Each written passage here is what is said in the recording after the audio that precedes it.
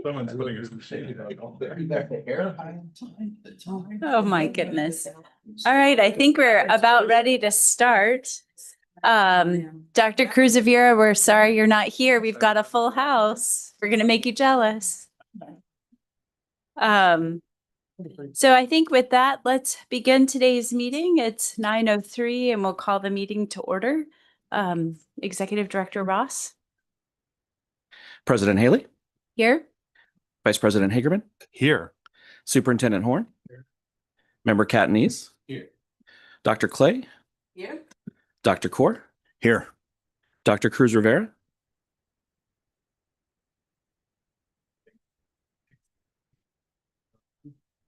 Dr. Hightower, Member Kravickas, Dr. Webke, Here.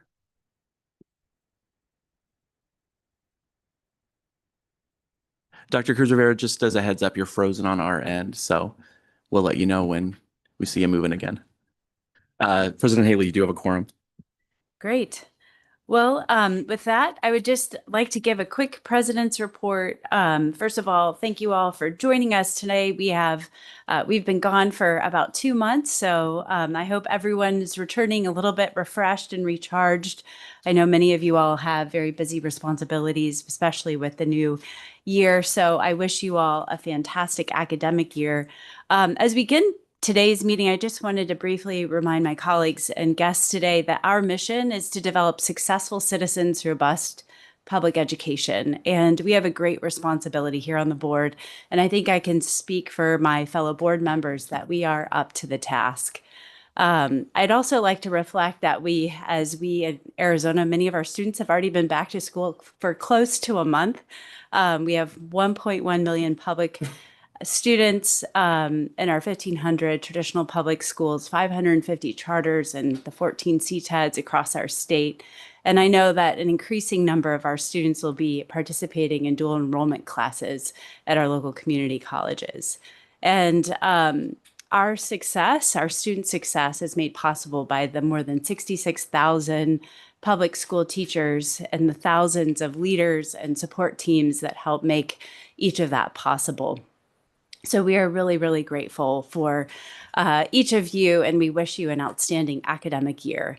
And then, of course, in addition to that, we have more than 90,000 kids participating in the Empowerment Scholarship accounts.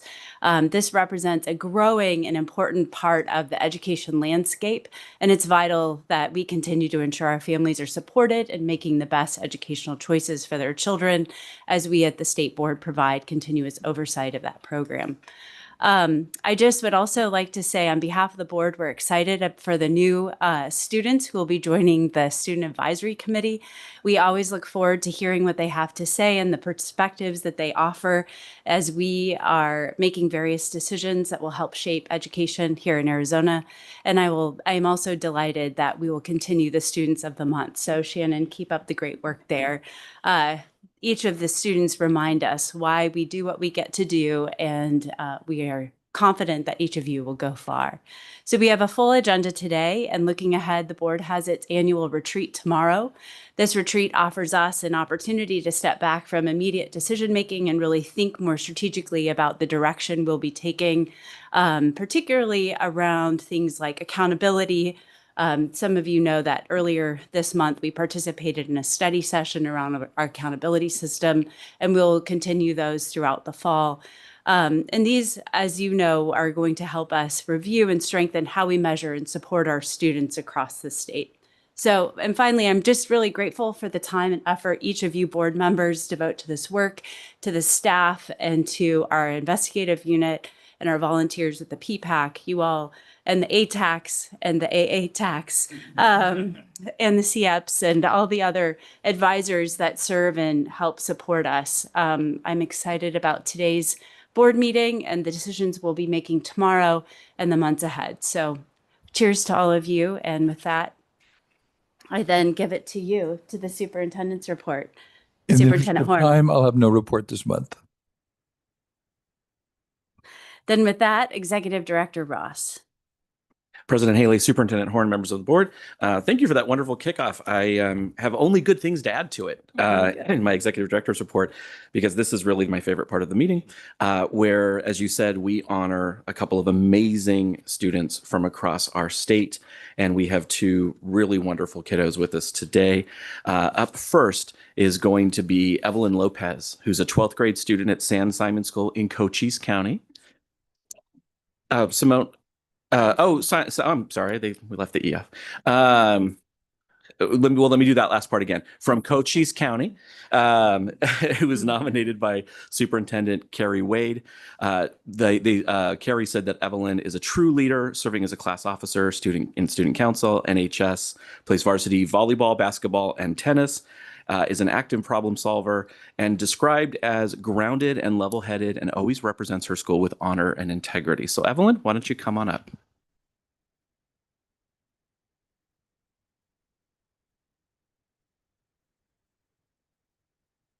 Hello, my name is Evelyn Lopez. I am beyond grateful to have the opportunity to stand here today and receive this tremendous honor.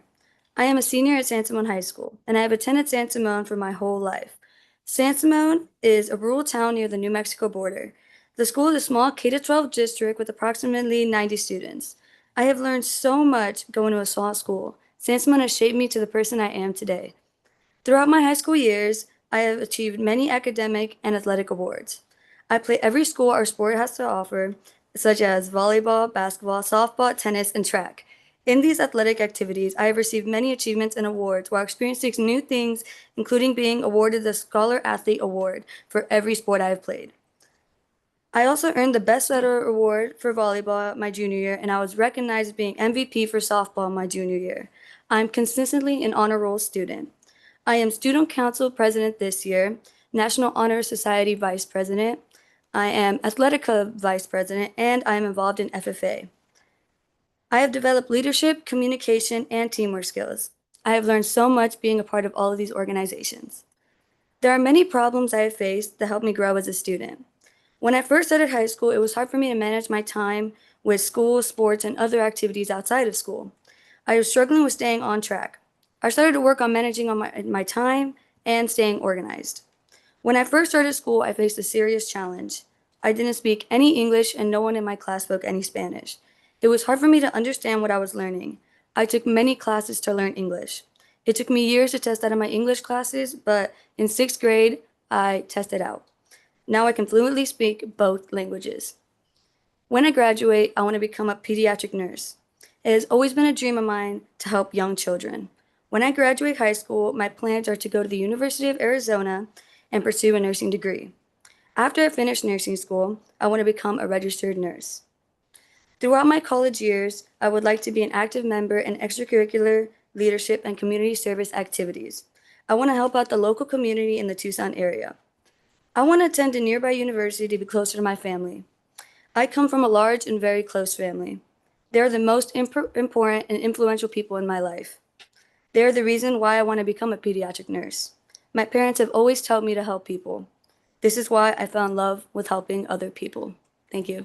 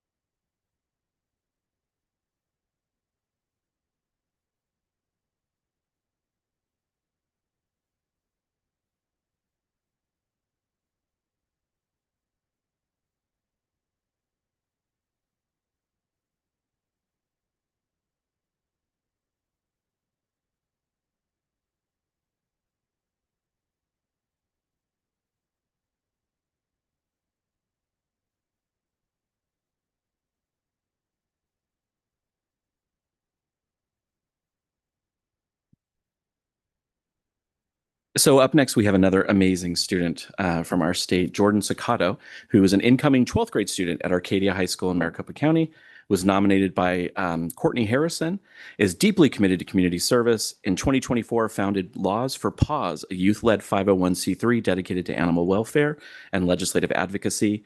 Partnered with Dogs Day Out AZ, the Animal Defense League, and also Rescues, raised $18,000 to provide direct aid to dogs, and has worked with Senator Kavanaugh and other legislators on animal defense legislation. Was even featured as a Time Magazine Kid of the Year finalist. So Jordan, come on up.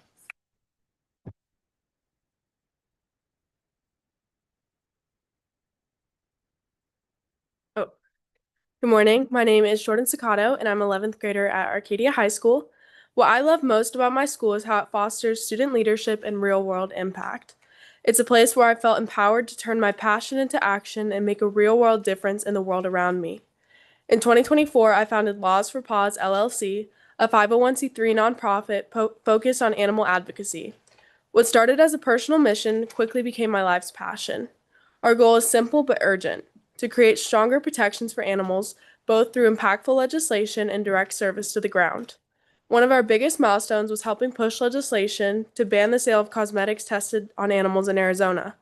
I worked closely with Majority Leader Senator Kavanaugh, testified at the state capitol, and helped raise awareness about the hidden cruelty behind cosmetic testing. It was a powerful experience to see how much change can happen when youth step up and use their voices to speak truth to power. But I've always believed advocacy should go beyond politics. It should also be about meeting needs in real time. That's why Laws for Paws also provides direct aid to animals and the people who care for them. From hosting donation drives that provided hundreds of toys to local shelters, to distributing over 2,000 pairs of dog boots to unhoused pets on the street of Arizona, we make sure our compassion shows up in both words and action. What's helped me grow the most is channeling my own struggles into something bigger than myself. I faced challenges with my mental health, and during those times, helping animals gave me purpose. It grounded me. It reminded me that even in the darkest moments, we still have the power to do good. Looking ahead, I plan to graduate with honors, pursue a degree in political science and law, and eventually run for public office. My dream is to fight for meaningful, humane legislation that protects both animals and people. I believe compassion belongs at the center of policymaking, and I'm committed to being a voice for the voiceless wherever it's needed most. Thank you so much.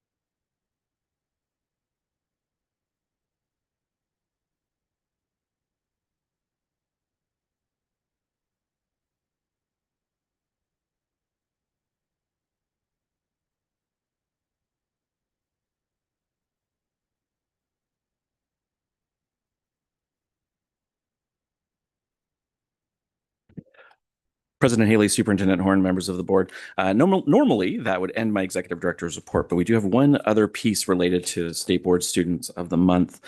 Shannon Etz, who runs the program for us, she's our project director, is going to come talk a little bit about the program and a little bit about a call to action for the state, soliciting more nominations for great kids. Shannon? It's under executive director's report. We're getting presentation up real quick. I have some data to share with you guys. So President Haley, Superintendent Horn, Vice President Hagerman, and board members. I always get to come talk to you guys about fun things, so I have another fun one. We've been recognizing students now for almost 2 years. October will be year 2. We are really close to hitting kiddos from all 15 counties. So part of this is a call to action of we're just time for more nominations to be received, but also to target some counties in particular. part of what I have been directed by Executive Director Ross and also by all of you is that we want to make sure that we are recognizing kids from across Arizona, from all different school types, from all different counties, a variety of ages. Luckily, we have some really awesome kiddos to choose from. But we have not gotten Apache or La Paz counties yet. I'm trying to reach out every way I can. But if anyone in those counties is watching, please nominate your kids. We know they're awesome kiddos out there. But if there's anything you all can do to help share with those particular counties, that's who we're missing to hit all 15 within 2 years. But Melissa, do you want to go to slide 2? So just some data, we've currently recognized 38 students from across Arizona. We've covered all different education models. A big chunk of that is district because obviously that's the majority of kiddos here in Arizona, but we have covered all of the other models as well. We've had kiddos be able to join us virtually, join us in person like those today. Going to go to the next slide. There we go. And like I said, we've covered almost all counties. Maricopa is our most represented, followed by Pima, but that matches a population of our state. And then Apache and La Paz. Those are the ones I'm really, really tracking down. I, of course, look for kiddos all across the state all the time, but those are the ones I'm trying hardest to reach right now. Next slide. And we've also tried to make this something where we reach out to a lot of different people. I've presented to the Arizona Rural Schools Association several times. I've presented to the Arizona Charter School Association. We've sent emails out to our distribution list. We've talked to all the county superintendents about this. And we've also just notified other stakeholders that we're in contact with. One more. And then once students come and present, we like to recognize them on our website. So we do a profile on each kiddo. We include a photo of them. And that's also where people can nominate other students in the future. And then just looking to the future, like I said, I am targeting those 2 counties in particular, but it's also open to anyone across Arizona. We're kind of hitting the time of year where hopefully the beginning of school craziness has subsided just a tiny bit. So I'm hoping now might be a good time for people to start submitting more nominations for us to consider. So thank you guys so much. Shannon, I just sent a text to Superintendent Brad Sale from La Paz. So Thank you. real time action. I love it. Thank you. One of the Parker High Bronx, I bet, is Right. fitting of such. I love that. President Haley, Superintendent Horn, just another shout out to Shannon for all of her amazing work on this project and all the amazing kids that we've been able to honor, which is, again, my favorite part of the meeting. That concludes the Executive Director's report for today. I think I agree with you, Executive Director Ross. We always love hearing from the students, and we're super grateful that they were able to join us today and wish them a great school year. So now we'll go to call to the public. This is a time for the public to comment on items not on today's agenda or on the consent portion of the agenda. As a reminder, the board does not respond directly to the public. Additionally, speakers are not allowed to cede their time to another speaker, and personal attacks are not appropriate. We have a few speakers today, and so all speakers will be limited to 2 minutes. And with that, Deputy Director DePlanty, have we received any requests to speak? President Haley, Superintendent Horn, members of the board, yes, we have. We'll start with Jason Sneed up first, followed by Brandy Kuhn, and then Nicole Geisey. So Jason?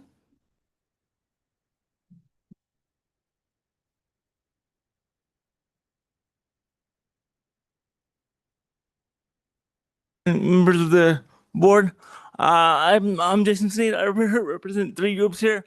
I represent the State Council for Developmental Disabilities, an advocate with a disability, and a parent with 2 kids in the Arizona school system. One thing I want to talk about today is the premature graduation things that we get reports about at the council. We get reports from people that have kids with disabilities saying that they were forced to graduate within the 4-year period, and they wish they could have had the more time to make sure that their kids transition well. And so there's other state laws and federal laws that allow them to do that. Just sometimes people don't know about that. And so I think with the way the system is going with the current administration, I think that the state board has a good opportunity here to address that and to look at that to make sure that people get the proper supports they need going into it. I can tell you as a personal from a personal perspective, as a person who went through school and then went through college and through law school, that actually going the transition from primary school to upper to graduate school and stuff like that it was a very difficult transition for me, not because of the schooling, but because of the different different barriers that I have in terms of living by myself and doing that kind of thing. Also, as a parent with 2 kids with a disability, I can tell you that working with the one with the early intervention program really helped him go through the school system so that he didn't have to have an IEP going into the school. So I can tell you early supports really help him making sure that people have supports. And with that, I'll take any questions that you guys might have. Sorry, that was really fast. Okay. Thank you. Thank you so much, Jason. All right. President Haley, Superintendent Horn, members of the board. Next up is Brandy Kuhn, followed by Nicole Geisey, and followed by Beth Hatcher. Brandy? I don't see Brandy. How about Nicole Geisey? Also no Nicole. How about Beth Hatcher? Beth Hatcher will be followed by Patrick Mannion and then followed by Lori Kirsch-Goodwin. Here's Beth. Thank you. President Haley, Superintendent Horn, members of the board.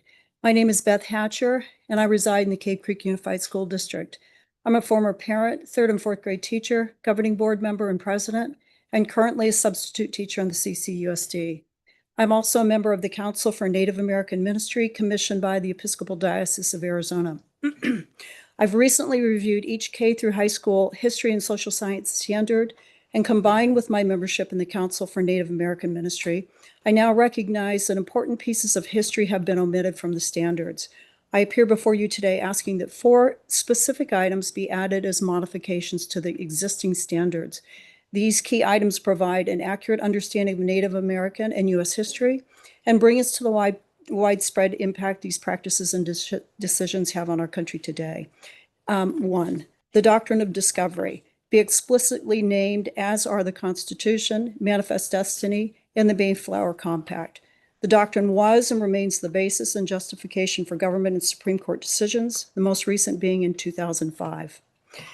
2, genocide. Genocide is mentioned in the standards specifically regarding the Holocaust.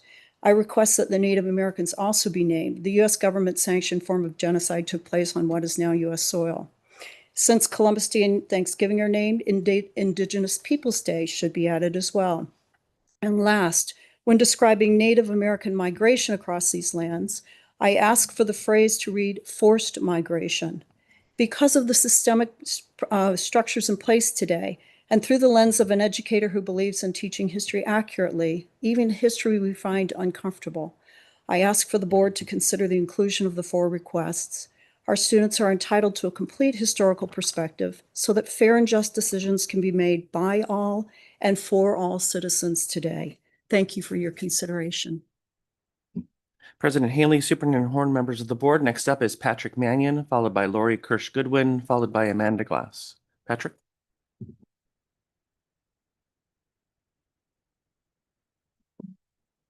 Morning, thank you. Regarding agenda item 7.8.7, the case of Jeff Falloon, I respectfully ask that one of you volunteers to pull that item from the agenda and table it until such case that all of the educators from those respective cases can be adjudicated by y'all at the same time. With so many current and former CUSD 80 superintendents, former mayors, administrators, attorneys, Denise Lowell-Britt, private citizens, fellow teachers, union leaders, and friends that came out to lobby members of this board, all of them saying that all of those administrators were completely innocent, for him to turn 180 degrees and just surrender his certificates. What's up with that? Something's pretty fishy about that. I want to figure out what it is. Please give us time to figure out what that is.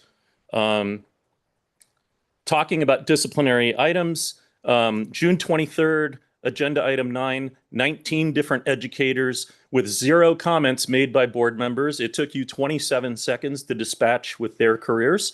Item 9 is normally handled in board meetings in times ranging 17 to 30 seconds only.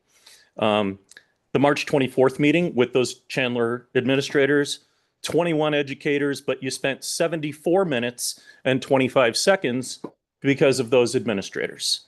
February 28th, 11 educators, including the Hamilton High CUSD 80 football hazing educators, where Dr. Kaur personally intervened the month before to table that to the next month. 21 minutes and 33 seconds. Most educators do not receive that kind of consideration from this board. Something's fuzzy on that. Let's figure out what it is. I imagine there's one of you that would table this. President Haley, Superintendent Horn, members of the board. Next up is Lori Kirsch Goodwin, followed by Amanda Glass, followed by Brenda Walsh. Lori?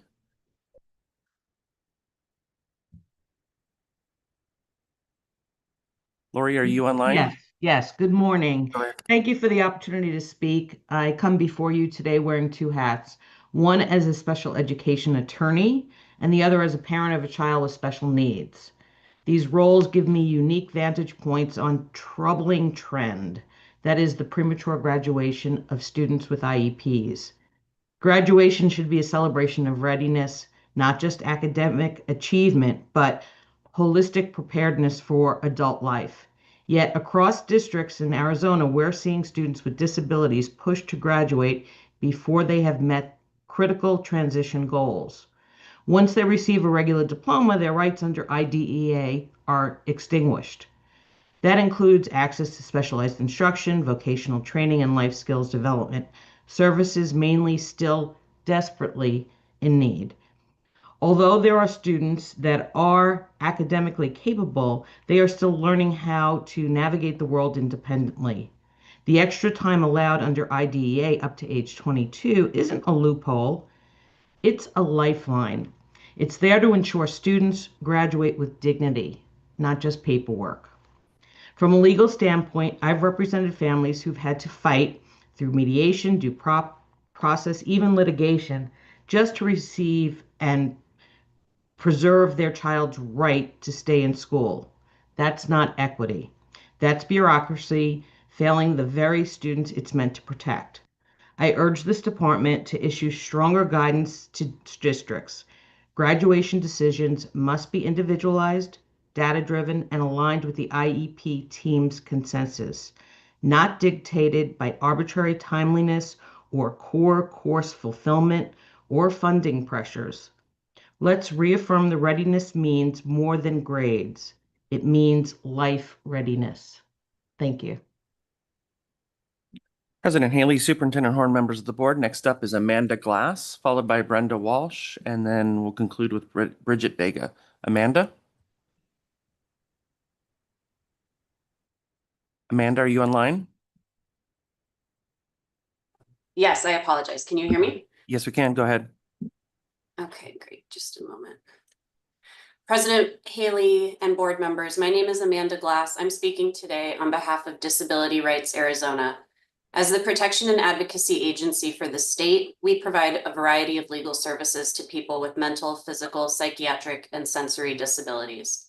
Disability Rights Arizona provides substantial advocacy in the area of special education. I've spoken to the state board before about this issue, but wish to bring it to your attention again to the topic of premature graduation of Arizona students with disabilities as the problem persists. Under the Individuals with Disabilities Education Act, or IDEA, eligible students are entitled to a free, appropriate public education through an individualized education program. The student's right to receive special education and related services through their IEP continues until they either receive a regular high school diploma or age out at the end of the school year when they turn 22 years old. Each year, Disability Rights Arizona receives calls from Arizona families with concerns about what we call premature graduation. These are situations where a school is proposing to confer a high school diploma, thereby ending the student's access to special education and related services, but the parent does not agree that the student has earned that diploma or is ready to graduate and would like them to continue to receive a free and appropriate public education. Under Arizona law, the State Board of Education sets graduation requirements, and those currently exist as Arizona Administrative Code R72302.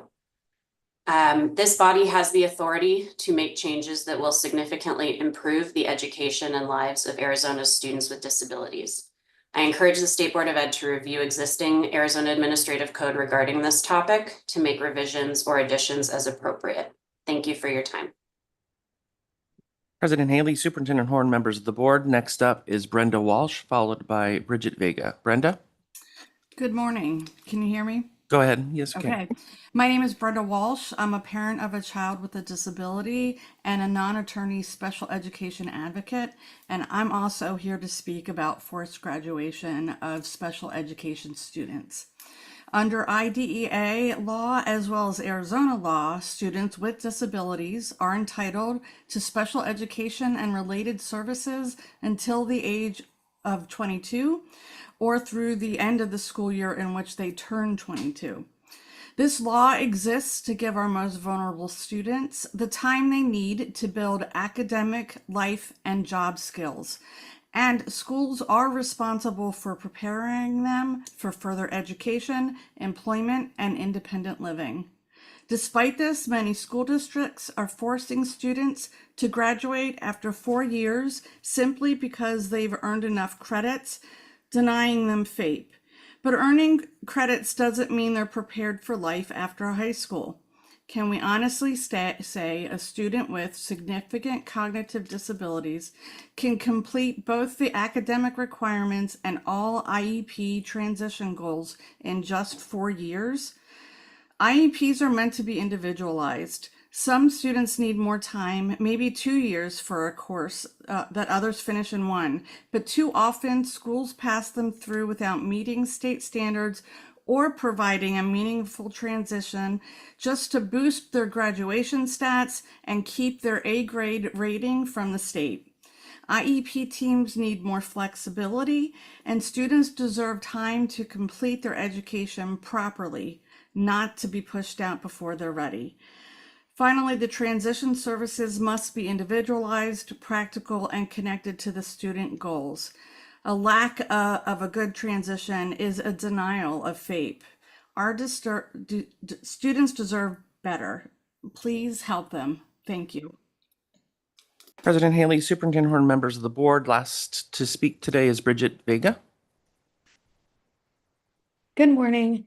On behalf of the victims in the community, we extend our deepest gratitude to the PPAC and the Investigation and Enforcement Unit for their perseverance and tenacity in pursuing justice in these unprecedented cases. Even when they attempted to hold leadership accountable, we were met with resistance from their own state board, who chose power over protecting children. They did not back down. Thank God, because one of the courageous young girls would not back down and would not change her story. CUSD lawyers labeled her parents as disgruntled because they wouldn't back down either and forced her voice to be heard. Let this be a cautionary tale to every administrator, district, and board that enables predators to hide behind titles, ego, and power. We are watching. We will not stay silent. The MCC protest this morning was sparked by a victim of Patrick Powers. Prove that our children are speaking out, and they will no longer accept this. You are condoning it by colluding to protect the enablers of predation. This was not an isolated incident. Ongoing issues with male coaches and teachers at both Castile and Basha still continue today. Yet there is still till this date zero accountability and no consequences. You guys continue to choose silence over safety, power over protection, reputation over responsibility. Protecting our children is not optional. It is your duty. To the youth, please know we hear you, we see you, we stand by you. And to this whole board, we invite you to join us this Friday at ASU Poly as we partake in a summit on youth mental health and teen violence with senators, as well as state representatives and local school leaders, and as well as a youth-led panel. Listen to the children. Their voices will be heard. Thank you. President Haley, Superintendent Horn, members of the board, this concludes this call to the public.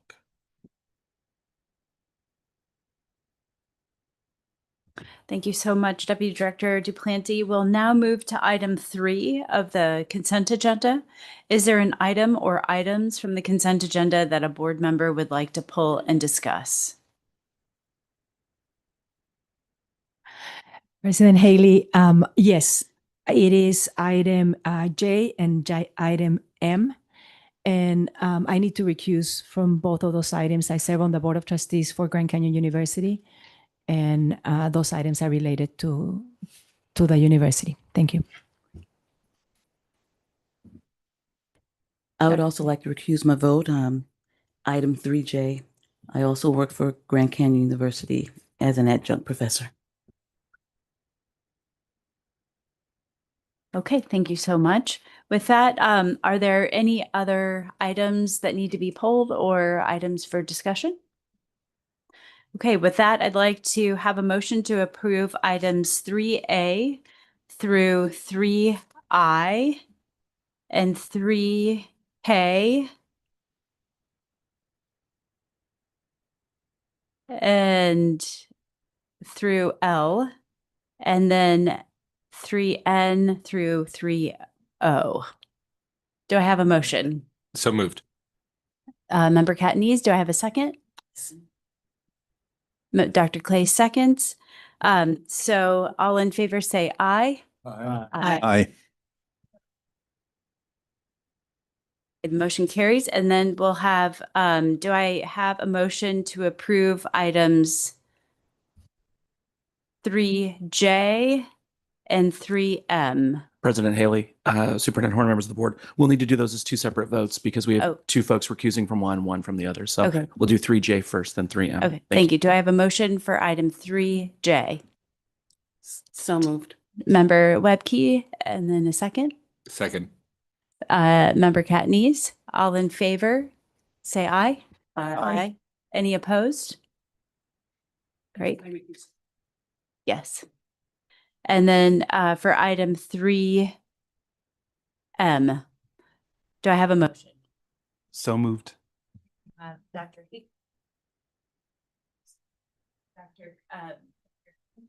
Member Rodriguez. Okay, all in favor say aye. Aye. Any opposed? Great. All right. So we are now moving to item 4. This is a call to the public. This is a time for publics to comment on items on today's general session. As a reminder, the board does not respond directly to public comments. Additionally, speakers are not allowed to cede their time to other speakers, and personal attacks, of course, are not appropriate. As we have a full agenda today, speakers will be limited to 2 minutes. And with that, Deputy Director Duplanty, do we have any requests to speak? President Haley, Superintendent Horn, members of the board, there are no requests to speak for this call to the public. Okay. So with that, we will be moving to the general session, and Executive Director Ross, item 5A. President Haley, Superintendent Horn, members of the board, at the request of the board and in line with the board's strategic plan for 2025, we have arranged a presentation today from the excellent folks at Helios and the ASU Decision Center on dual enrollment data, both statewide and nationally. So with us today are Dr. Paul Peralt, Dr. Joe O'Reilly, and Dr. Rebecca McKay.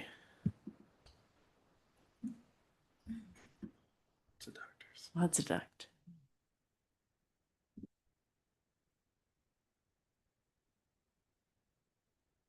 From the ASU Helios Decision Center for Educational Excellence. And with me are Paul Peralt from Helios, Rebecca McKay from the Decision Center, and Whitney Marsh from ASU and the Decision Center. Decision Center tries to make data useful and impactful, and we have a number of projects we've done. We do automatic admissions for students to the university. We have recognize teachers throughout the state whose students excel when they get to the university, and we do visualizations. And some of those include K-8 visualization that allows schools to see who is comparable to them, inspired by Washington Elementary District, in fact, and how students do when they go from middle school to high school, from high school to college, and also about the workforce. So the colleges can look at, are we fulfilling those needs? In addition to those projects, we do specific studies on occasion, and one of which is dual enrollment. So today you'll hear from Paul Peralt about our study that we did together on looking at all the data in the state on dual enrollment, and then looking at 5 specific districts in detail. And then Rebecca McKay telling you about how we report to the high schools and what we see with dual enrollment every year and the information we give. And with that, I'll turn it over to Paul to start.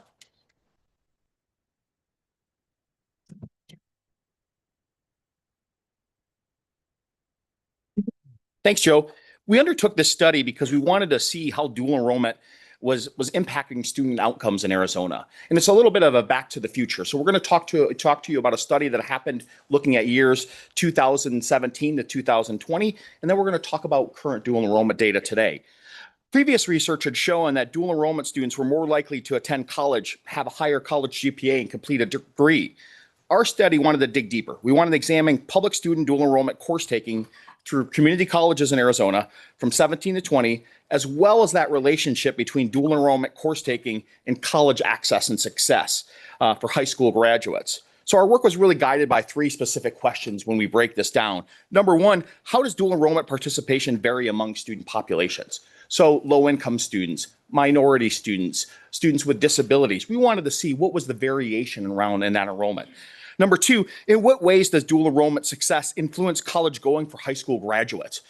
Do they go to college? Do they go to community college? Do they go to universities? What's happening to them after school? And in what ways does dual enrollment success influence college persistence for high school graduates? So as we start through this, the first thing that we'll talk about is the dual enrollment participation. So how does dual enrollment participation vary among student populations? While the state has experienced an increase in dual enrollment course taking, the degree of that growth varies across student demographic groups. And at this time, I'd like to point out too, I'd like to highlight the large increases in dual enrollment or concurrent enrollment taking in Yuma, much of this, connected with the affordability that Dr. Core and his team have implemented at AWC. And similarly, we see continued increases in Tanque Verde under the leadership of Dr. Hagerman, as well as we see dual enrollment and that opportunities to go as well. When we looked at what was happening in 2017 to 20, though, we saw the increases, though, at that time really were among female, low income, and white students. And while there's variation, that was interesting to see what was happening and that we were starting to reach more low income students at that time in particular. And we can see here, we can see the total number of students. What we're looking at in this study, which will be a little bit different than Rebecca will show, is this is only public school students, and that includes students going to charter schools. So from 17, 18, 19, and 20, we could see a gradual increase from about 14,679 students taking dual enrollment courses in 17 up to 17,500 by the time we get to 2020. And we can see what kind of courses that they were taking. Here we wanted to see, were they taking ones that were really going to get them, farther along, get them more credit in college. And so here again, 17, 18, 19, and 20, we're looking at a distribution of English, math, or CTE courses, and the percentage of students enrolled in each that you can see across each year. Typically, we see more students enroll in English. CTE and math can go back and forth and vary around what they're taking for those courses. So dual enrollment and post-secondary success, especially at Helios, we're really thinking and hoping that all students have an opportunity to go to college, but especially that they're prepared to go to college. So having that ability to choose. And when we looked at 2017, 18, 19, and 20, we saw that in 2017, if you took even one dual enrollment course, you were 2.3 times more likely to attend college. That was the same in 18, the same in 19, and a little bit dropped by 2020. Dual enrollment students were more likely to go to college than their non-dual enrollment peers. And this increased likelihood was greatest for students who were now male, Hispanic, Latino, and low income. So continuing that trend that we're getting more and more low income students go to college. I will say one of the things that we did see that, we would like to see the increase in numbers is we did not see, great increases in students with disabilities actually having access or taking dual enrollment courses. finally, and this kind of highlights what that looks like if you looked at odds ratio. So, if you were high income students, you had a 2 times more likely chance of taking or going to college if you took a dual enrollment course. If you were a low income student though, and this is why that's important, you were 2.4 times more likely. So really getting access to students that weren't traditionally go to college was really something that came through for our study. Our last part is really, in what way does dual enrollment success influence college persistence? And over here, we had modest impacts, but no matter what way we cut or slice that data, there was about 1.2 to 1.7 more times more likely to persist in college if you had 1 dual enrollment courses. When we started adding 2 or 3, those numbers continued to grow. So that's kind of like setting the basis. What did we learn in that study? We learned that if you had access, you were likely to go to college. If you went to college, you were likely to persist. And we continue to look at see how those students complete. I'm going to turn it over to Rebecca now to talk about where we are with current data. Thank you. Good morning. Oh my. Did you have one more slide here? We'll skip it. All right. So the source of this data is the Assist Data Warehouse, and we can see the number of students participating in Arizona. As Paul mentioned, this is comprehensive. It includes homeschooled students, private school students, and we can see year over year the trend is upward and continues, except for the 2020-21 year, pandemic year, there was a slight dip. We consistently see females participating in dual enrollment over males. The gap is starting to close slightly as there's a slight uptick more in the CTE tracks, with males becoming more involved, but consistently females are participating more in those dual enrollment courses. We are seeing some changes in the last 5 years in participation by race and ethnicity. Most notable on this slide is the uptick with Hispanic student participation, and the number of students from as a percentage of white participation is on the decline, but all numbers are up as the total participation statewide is increasing. You can see the total number of course enrollments is continuing to increase as students are taking even more than just one dual enrollment course. 95% of the course enrollments in dual enrollment result in college credit. In other words, students receiving a grade of an A, B, or C in that course and receiving college credit. This slide is showing you the top 10 course enrollments by subject or by discipline. English and math being at the top. There are 53 disciplines now statewide in Arizona for dual enrollment. And then we just wanted to highlight Sahuarita Unified as a success story. It's just a nice example of the correlation between increased dual enrollment in Sahuarita and increased college going, and how it's well correlated that the number of students participating seems to be well correlated with the number of students enrolling in a community college or university after participating.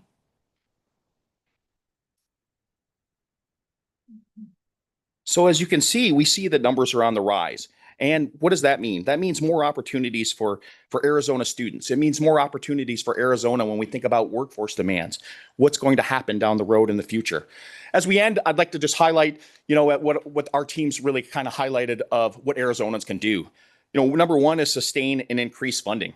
Dual enrollment programs require stable, long-term funding streams to remain accessible and impactful.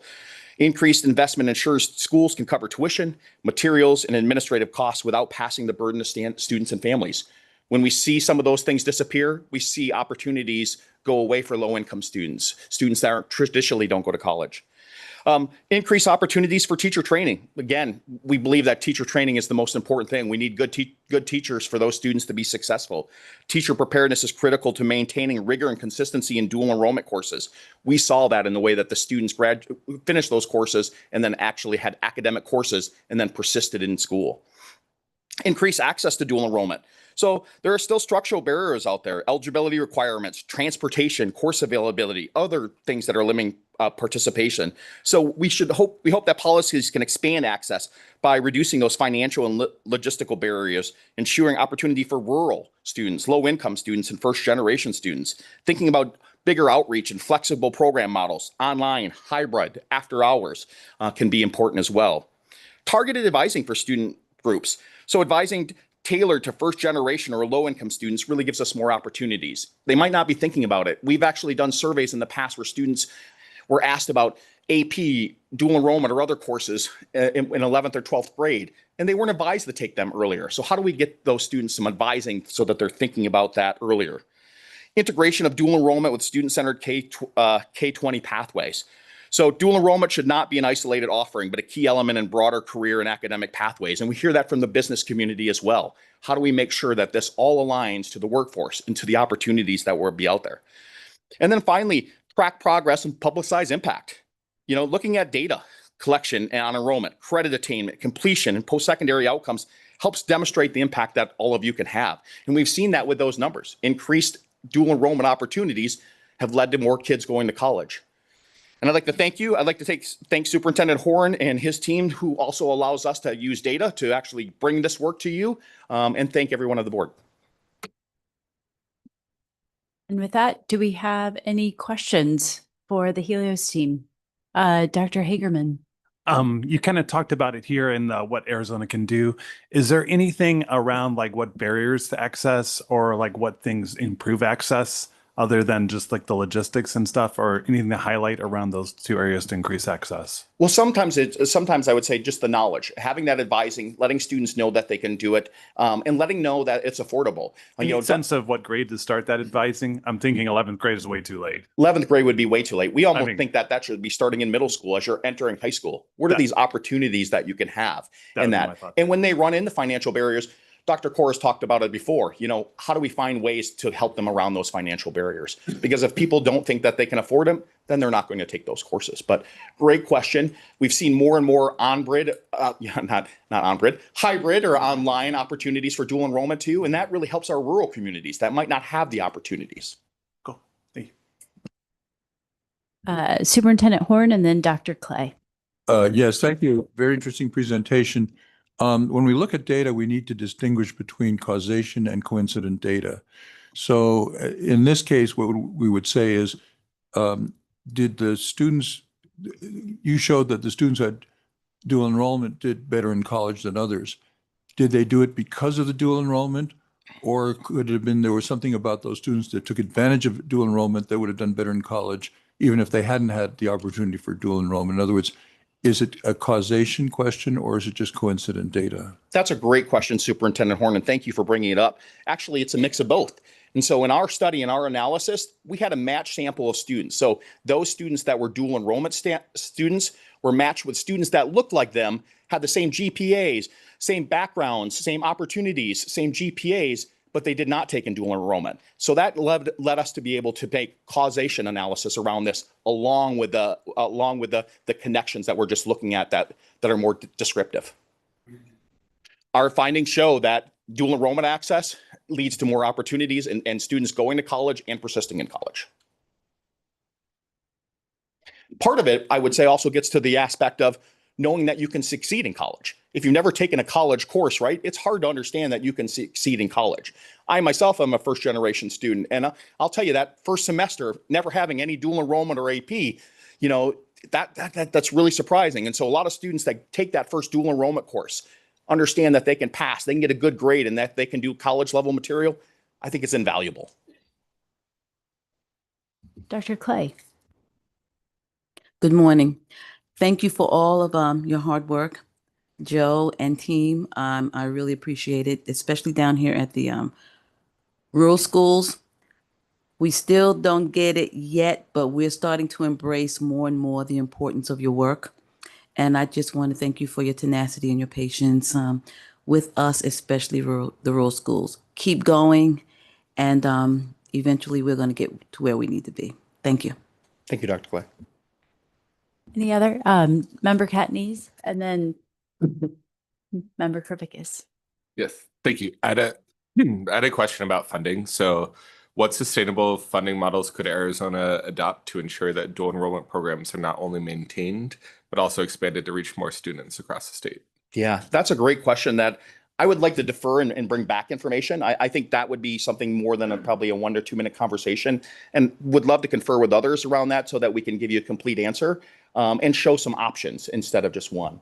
But, number one, I would say starting with having dual enrollment, in the budget continuously and not just looking for resources here and there. Thank you. With that, member Kravickas. Good morning. Hi, Paul. Hi. I can't thank you guys enough for including that data in the first study. I think that's how you and I originally met, was conversations around that. The bad news, as you know, I don't know if the board knows, is that the number of students that were participating in dual enrollment who had an IEP was so low it couldn't be reported. Meaning, if I remember it was sub, that means it had to be sub 2% or 10. Yes. That's shocking. And I have the answer why, because I hear this from parents. It's because they are consistently told that because it's a college level course, their IEP or their 504 plan don't apply. So they are not even counseled. They don't even bother to talk to the kids. And because of that data point, as you know, we were able to get with Helios support that provision in the bill that says that they have to, but I'm telling you, it's still not happening. The community college is, of course, not Yuma. And we know, we have data to know that's true. Not just because I'm biased, but they are consistently telling them they're not even amending their MOUs. What would really help would be guidance from the Department of Education. So I'd love to talk to Superintendent Horn, because what's unique about Arizona is, every state defines dual and concurrent enrollment differently. Arizona defines it as a high school student taking a high school course on a high school campus, meaning that IDA applies. So in other states, it would be true that wouldn't apply, but here it is. But there's a lot of confusion in the field, and that's why nobody even talks to them about it. Yeah. But thank you again for including that data and allowing us to make that advocacy case. Really, thank you, Member Kravickas. And I can tell you, we were thinking of you when we wrote that, that one about targeting and advising proprietary student groups, and how do we make sure that people know that they need this. But it's actually legal guidance. Like, Yeah. there's confusion over the law itself. So that guidance would help. Thanks. And we were thinking of her when you said I choose to take all of this as a compliment. It is all a compliment. Yes. Dr. Hightower. Thank you so much. More of a comment and then a charge as well. Thank you for the wonderful presentation, and most importantly, for the work that you're leading in Helios. I have personally experienced it with the school leaders. Huge congratulations to Dr. Manny Valenzuela at Sahuarita Unified School District and his team for increasing opportunities for students. So we know what works, and the data is clear on what works. So I guess the charge would be, we know that we need that investment, and what is it that we can do within our purview and within our influence to work with our elected officials to increase the funding to support all students. And data is clear. It is one of the goals of the State Board of Ed. So big charge ahead for all of us. I will say, not only is this Arizona findings, these are findings from so the data is clear, as you said. Catherine. Dr. Kaur. Thank you so much. 8 years ago, Arizona Western College created our BHAG, our big, hairy, audacious goal of doubling baccalaureate attainment. And key to that was expanding our dual enrollment, right? Fast forward 8 years later, we've increased dual enrollment by 1,000%. 1,000%. Two ways of doing that. We reduced tuition to $25 a credit hour, and anyone who couldn't afford the $75 for a 3 credit hour course, we waived that tuition. And I was joking. I still don't know how we do it. It just gets waived. Someone pushes a button somewhere and it goes away. Here's the other piece. Faculty credentials. The Higher Learning Commission allows alternate faculty credentials. So we allow high school instructors with 3 years of experience and are fully credentialed to teach dual enrollment. That has taken away the fact that it doesn't matter what zip code you live in, you have an opportunity to take dual enrollment. Fast forward to last Monday, we started our fall semester with record enrollment. In the 63-year history of the college, we have more students enrolled this fall than we ever have. It all started with that dual enrollment. There's a college-going culture now being created in Yuma where kids, non-native speakers, dramatically impacted by poverty, first gen, are now seeing themselves as college going material. They're ending up at AWC and they're transferring to universities and earning degrees. Our BHAG is in sight, and it all centered around dual enrollment. So I appreciate you shining a light on this. Look forward to working with Janice and the rest of the folks from Helios to get stable funding so that we can turn this around as a state, because it's a key. So appreciate the presentation, appreciate the good folks at the Decision Theater and Helios, and let's get to work. Thank you, Member Core. I would also just add, correct me if I'm wrong, you also make the resources like the text available online, so students don't even have to purchase additional textbooks as well.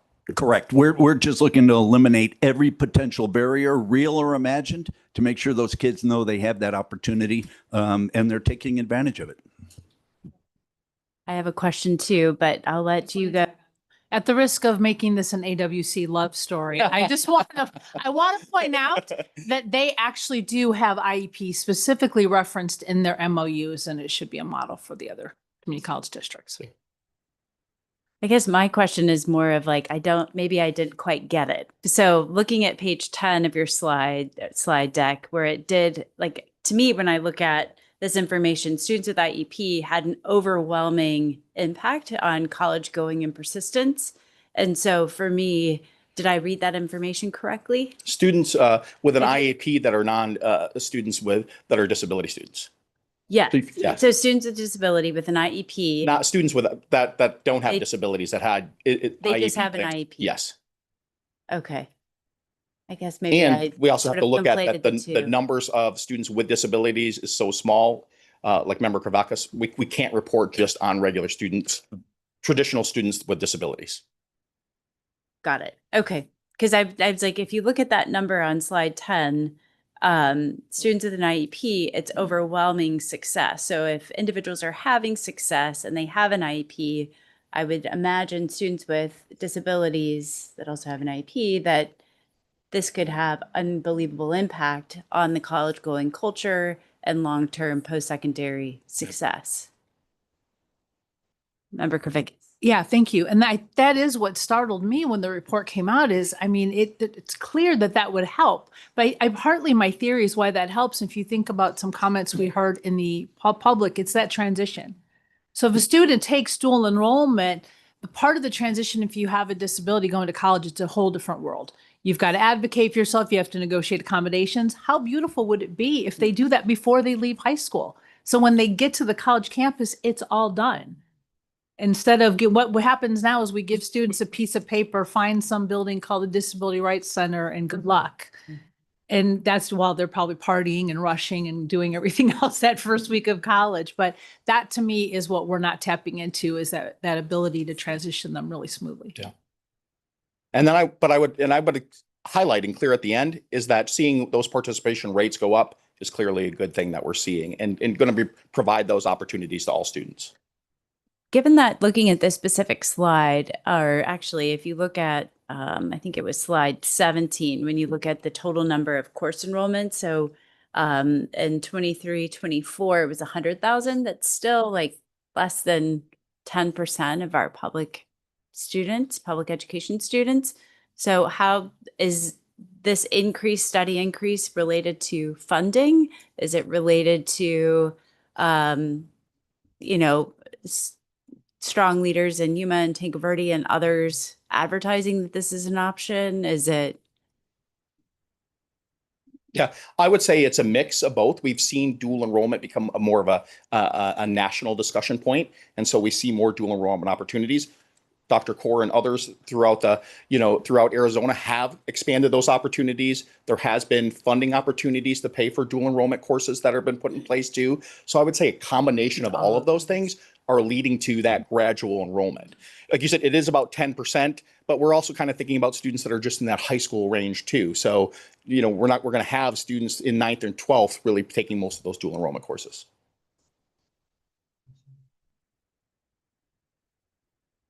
Well, thank you so much, Dr. O'Neill. We appreciate it. Thank you.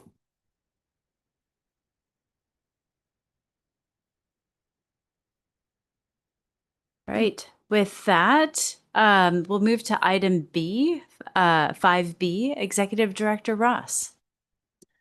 President Haley, Superintendent Horn, members of the board. Up next, we have Terry Clark from Read on Arizona, Linda Burrows from the Arizona Department of Education to talk about Lit Plan 2030, which they will, as you will see, is a comprehensive plan to move the student achievement on early literacy forward in Arizona by 2030. And the board was an active role in the building of that plan. So Terry and Linda.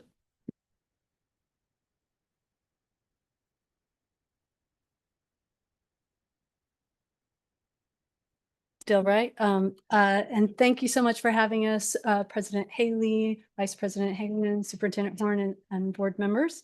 I am Terry Clark. I am the Arizona Literacy Director for Read on Arizona, here with my colleague. Hello, my name is Linda Burrows, and I'm the Deputy Associate Superintendent of Academic Standards. Happy to be back again. We're here to share with you the work that we have been really diving into for the last year, and we're excited to share the results, which is a collaborative plan called the Arizona Literacy Plan 2030. Does this work for me, or do you have to roll it? Oh, no, it does. Awesome. So the collaborative Arizona Literacy Plan 2030 really is a year-long process of engaging and inviting feedback at stakeholders across the state, as well as anchoring it in the K-3 Literacy Committee that this state board had us participate in over a 9-month period. And what has come together is I'm excited to share what you'll see today. It stopped now. Oh, that.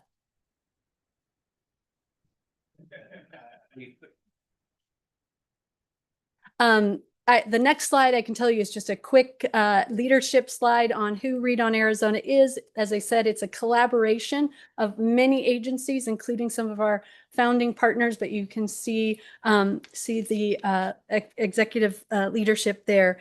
And it is a network of other organizations, local, regional, county, across the state. So with that, I'm gonna hand it over to Linda. Correct. So we started this task and this idea with the idea in mind that 4 times students who don't read by the end of 3rd grade are 4 times more likely to leave without a high school diploma. And so that gets into their potential earning, it gets into the economics of our state. And so with that premise in mind, it's that idea that all children have the ability to read, and that's really our driving force with this. So this next slide just goes to prove that point that 95% of all children can learn to read proficiently with structured supports, with explicit guidance and teaching, and really that structured and literacy centered around the science of reading. This, and like when I say all children, I do mean all children. So that means students with special needs, students with all different kinds of learning disabilities have the ability to learn to read if given the proper time and guidance. And this is just basically one of the questions I get asked when I am talking about early literacy the most is, why is this so hard? Why is it hard? And it is, and something's with the formatting here, but it's a staircase. It's an accumulation of foundational skills from really birth to the end of 3rd grade, and you can't skip the stairs. You have to go over and accumulate each skill as you go. And that is really what the task is of educators, of communities, of parents across the state as we try to build those proficient readers. And we're going to just end with one of the key premises that stakeholders across the state agreed on, was that starting early is essential. 3rd grade is the end goal milestone. It is not when we're starting. And so children who were poor readers at the end of 1st grade are 88% probability of remaining poor readers by 4th grade. So early reading difficulties persist unless they're addressed early through effective intervention. And that is one of the key things that I often say is kindergarten, 1st grade are those critical reading instruction grades. With that, we're going to start with and give you a really quick high-level introduction to the key drivers of the Arizona Literacy Plan 2030. These were, again, identified by stakeholders as the 4 kind of categories that we really needed to focus on. I think the key theme of the Literacy Plan 2030 is focus and intentionality. So building educator capacity in the science of reading is a key one. Also scaling up evidence-based solutions. That means really leaning into what we know works. We don't have time anymore to try different things and do activities for activity's sake. We really have to know these have been proven to work and strategies that will bring better outcomes for our students. Engaging families and communities to support school readiness and literacy is a key one. I think often underestimated the power and the consistency that families and communities can provide in outside of the classroom where children are. And then expanding access to high quality early learning. Any state across the country that we have looked at has made the most progress in improving literacy, has an investment, and has a real intentional focus on early learning. So we are calling these our Scale to Succeed strategy. So we have 5 strategies that we're focusing on that we know works. We have the evidence to show that it works, that we want to continue to scale these up to larger statewide models. So the first one is I have here our building on our success of our P3 early literacy coaching initiative. Again, we have 34 coaches under this initiative. We are fully funded for those 34 coaches. We've identified the need to have about 125 coaches to hit the bottom 10% of schools. We have added a couple of new schools, which is nice. We've done this program now for 3 years. We have had a couple of LEAs, districts that have graduated out of the program. So we've been able to bring in some new programs. We're looking at alternatives to be creative with funding until we get some extra funding from the state legislature. So we're allowing schools that use their Title I funds to fund their fund a literacy coach. They can join our foundational literacy coaching grant if they agree to those kind of parameters of the grant. And then that allows those coaches to get that kind of high quality coaching instruction in literacy with site visits going on. So we're super excited about that. We also we are ensuring that all schools are using high quality instructional materials by 2027. So this is part of the Mauer plan and part of the Mauer legislation that's really never been heavily enforced before. So this is the first year that my team is enforcing it. And so we do still have about 25% of schools not using high quality instructional materials. We also identified that many of those materials have been grandfathered in and we're not up to the current standards and evidence. And so all of that has now been re-vetted, all the core curriculums, all the supplemental curriculums. So everything on our website is up to date with current legislation and current evidence. And so we are excited that we are starting to get those. And by 2027, we should have all schools who receive Mauer funding should be using a Mauer vetted curriculum. We also have the K-5 literacy endorsement so that all educator prep programs are doing those candidates and preparing those candidates, as well as our teachers in the schools are getting trained and feel supported with that.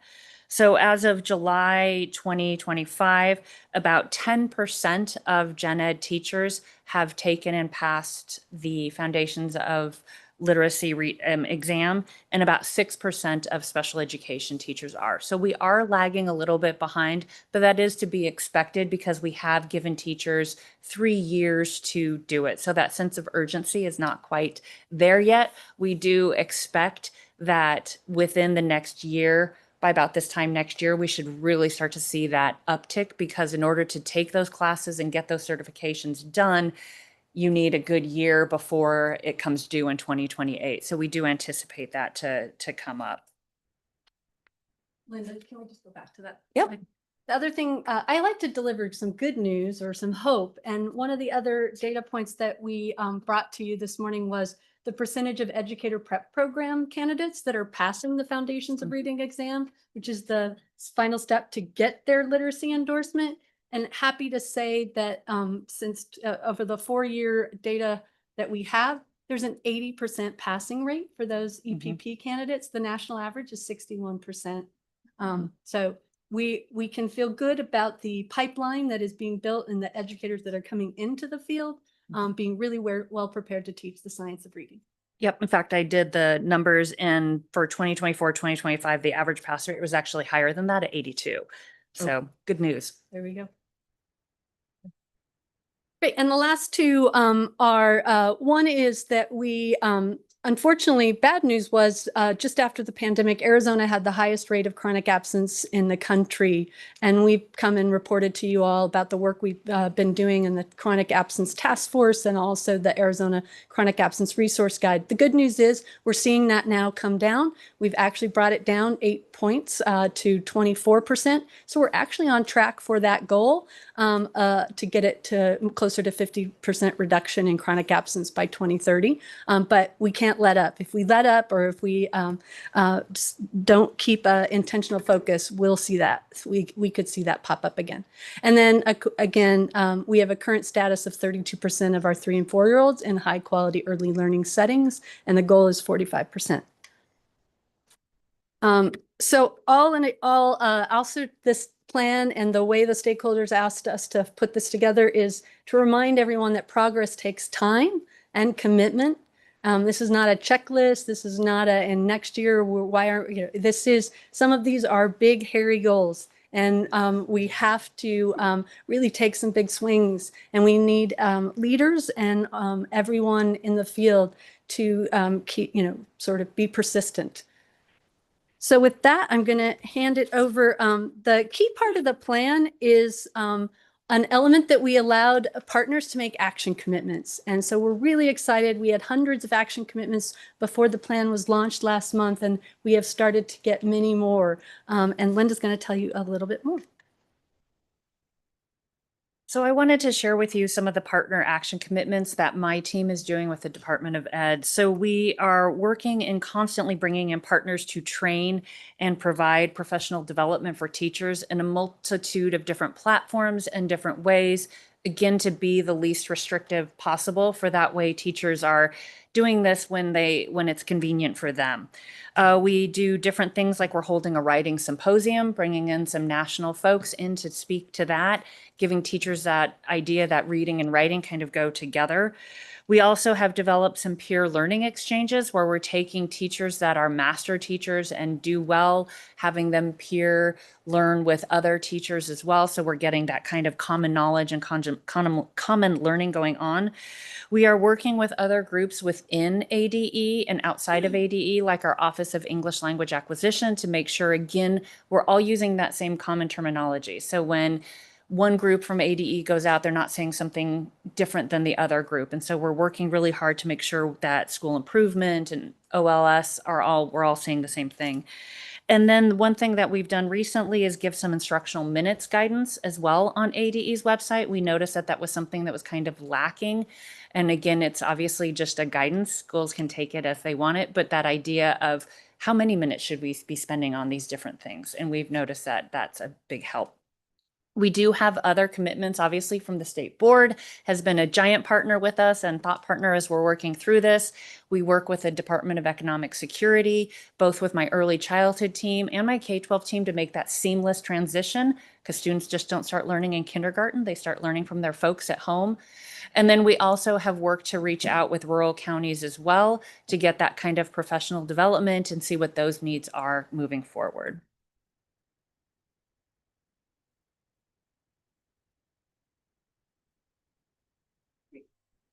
So quickly to wrap it up, and I would be remiss if I didn't tell you the other good news was on the Success to Succeed strategy around the foundational literacy coaching. We have looked at some preliminary data and found that those schools that had those foundational literacy coaches are making 4 times the amount of student in-year progress than schools that didn't. So it really is an important strategy in our plan. All I'll say is that we launched the plan last month, and it is a 5-year. You're going to hear about it all the time. You're going to see us being relentless about how are we doing on all of these, and we're going to ask for your help. And Linda will tell you a little bit more about the ones she's already taken on. Exactly. So like it says on the screen, we really want to scale up those literacy coaches because we know it works. We have the evidence that works, and we're seeing such success in those schools that fully implement literacy coaches properly. And we do have a high demand. Again, we have another year where we're very limited with the funds that we get from the legislature, and the demand far exceeds what that is. So we're super excited to see that going forward.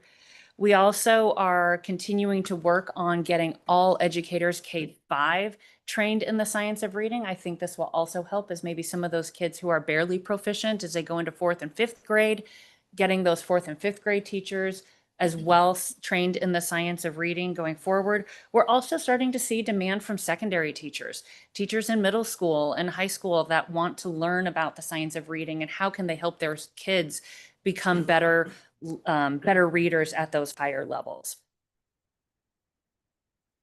And we talked about talk about a big, hairy, and important goal of getting more investment in those early years, as well as to reduce chronic absence. And finally, just wrap up with that this plan has its own website. It is all public. We've only shared a really high level sneak peek and sort of preview of it, but the whole plan is available and has some really interesting making the case section, and also it spotlights a lot of the partner action commitments that we haven't been able to share today. So we hope that you'll check it out. And with that, Linda and I are available for any questions. With that, I'll go with Dr. Webke and then Dr. Kaur, and then we've got Dr. Hightower, Dr. Clay, Rodriguez, and Horn. Okay. Thank you for the excellent presentation. I think, I'm not sure where I'm going with this, but the one slide that you had, I've often heard that statistic about 3rd grade, but the slide that you had one after, maybe 2 after, about 88% 4th grade, that to me is incredibly disturbing. And I just think about the young children that I know in my own personal life that aren't necessarily proficient readers. And I'm very concerned, about this. And we don't seem to be taking it, not you guys, but to the level of seriousness, because reading is the key to everything. And we need to figure out a way, and those coaches are critical. What happens in the classroom is unbelievably important, incredibly important. And then access to additional help for those parents that don't know where to turn. And I've been out of the school system for so long, I don't even want to pretend that I understand it all. But I just want to see how I can help and how this board can help, because this is the key to Arizona's success, is being able to read. Then Dr. Kaur, and then we'll go Hightower, Kravickas, Clay, Horn. Thank you for a great presentation, and I certainly don't doubt your willingness and ability to be relentless, I think was the term that I heard you use in implementing this. I want to follow up. My question is in regards to those coaches, right? There was a slide early in the presentation, and I'm going to forget the numbers, but we're only at a fraction of the coaches that we would need to just reach the bottom 10%. Okay, that's daunting. It is daunting, and it is doable. And again, in the larger plan, we showed that the other states, Mississippi being one, but the Southern Surge states, all have invested in coaching and called it out as a key driver to their success. And so I'm perplexed why we're not investing in something that ADE has proven to work and has implemented, and we just need to scale up. So that is really why we called out these scale to succeed strategies. Yeah. We should not expect different results if we aren't willing to scale what works. Probably an unfair question, but do we have a dollar amount? What would that cost to get us to where we minimally need to go? President Haley, Superintendent Horn, Dr. Kaur, that's a really good question. So currently we get $3 million, Okay. and that serves about 34 coaches. Okay. We don't have any funds to pay for my staff to do it. So I actually use funds from other buckets to kind of pay for them. So if we need 125 coaches roughly to, Got it. you can do the math. Well, I probably couldn't do the math, but someone could and will give me an answer. I can roughly get to that math. Thank you. No, I'm teasing. I'm teasing. Thank you. Over, over time, but it really was always intended to be scaled up. Thank you so much for your excellent presentation and for all the work that you're leading across the state with all the different read-ons. We were part of the Southwest Valley read-on. Again, I think the reason why there's so much excitement and all State Board of Ed members wanting to speak is because this is another goal that we have within our strategic plan and the alignment of what we need to do to make a difference for our state. I guess, so the data is clear again, just like the other presentation that we had, and the investment that needs to be made in our state for high quality early learning. And my question, I guess, would be without getting too much into the weeds, what are some of the training opportunities that literacy coaches provide, and could that be replicated with the limited investment that exists right now? Good.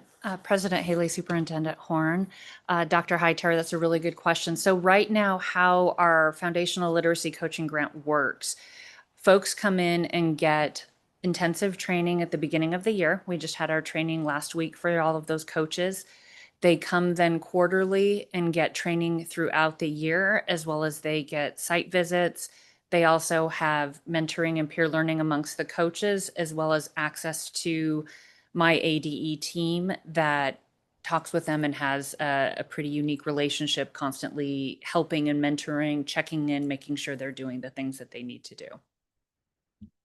As far as training goes, so that we do the training on site. We have partnered in the past with West Ed to provide some of that training, and then we do some of that training. We're looking to take that over completely, so that way then we can fund some more coaches with that instead of paying for outside training. We do offer a variety, not training for literacy coaches, but training for the K-5 literacy endorsement on the science of reading. We have free courses. We have a number of things listed on our website that schools can do. I also know our Effective Teachers and Leaders group does a great coaching module where they just talk about the basics of coaching that anyone can sign up for. Like, when you're a coach, what do you need to do? You're not the district testing coordinator, you're not subbing, you're coaching, and you're in there developing those relationships, because that's where we found the most success, as well as when administrators also understand that coaching responsibility and that need to truly coach and not do the 20 other things that they get pulled in to do sometimes. And they focus on those essentials of coaching. And then obviously we can supplement that with literacy kind of things. Thank you. Mhm. Thank you. Thank you, ladies. When I'm asked to speak, people often ask me what I think the number one priority should be. Implicit in that question is they're asking me about special ed. I tell people over and over again that number one should be K-3 reading for all kids, period, not special ed.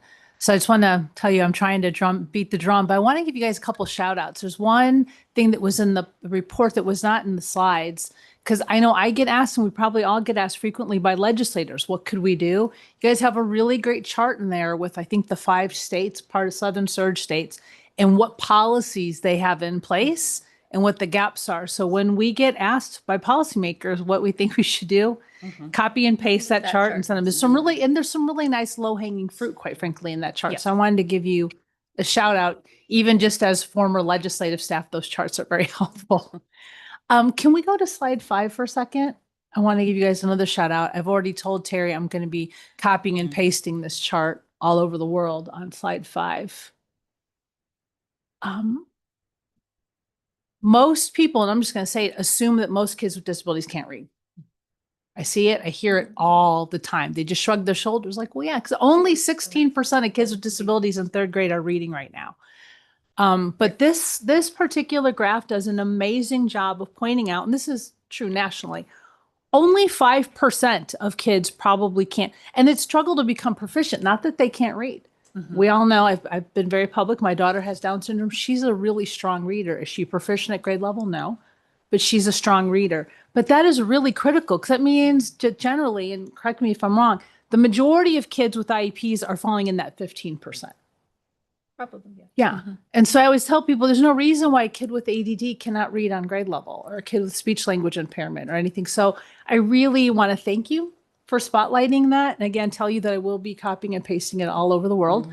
But I think it's really important for us to all dwell on those numbers for a moment, that it's only the 5% of kids with severe cognitive disabilities will not be reading grade level. The rest of the kids with disabilities should be on par with their peers. So thank you very much for including that. If I may, President Haley and Superintendent Horn, Member Kravickas, one of the things we've really done over the past year is to bring awareness to those special ed classrooms that they're beholden to the Mauer legislation and Mauer vetted curriculum, just like every other classroom. And so we've made a real concerted effort to get that wording out that students with special needs and learning disabilities should be held to using evidence-based curriculum when teaching those kids. I appreciate that a lot. But I always want to remind people, because it's a statistic that shocks a lot of people, especially people outside of education. 67% of kids with IEPs are in gen ed classes all day. They're not in those classrooms with those teachers down the hall. So I think that's a really, really important, especially when we're thinking about teacher training and curriculum, that it's the gen ed teachers that have these kids most often and most of the day. And as you know, the legislature did pass a bill this year to include curriculums for special education students to be reviewed with so I'm interested to see how we implement that with the high quality instructional materials and making sure those are included. Because I will also tell you, most of the kids with severe cognitive disabilities are given flashcards to memorize. It's just full language all day. It's just true.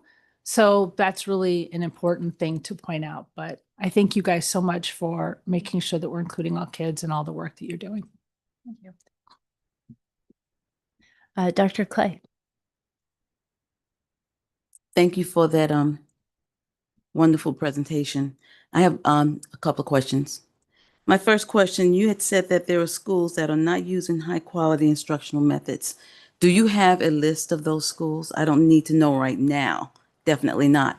But I would like to see what that list look like, and I would like to share that with my county superintendent peers so that we can be proactive, and helping the cause.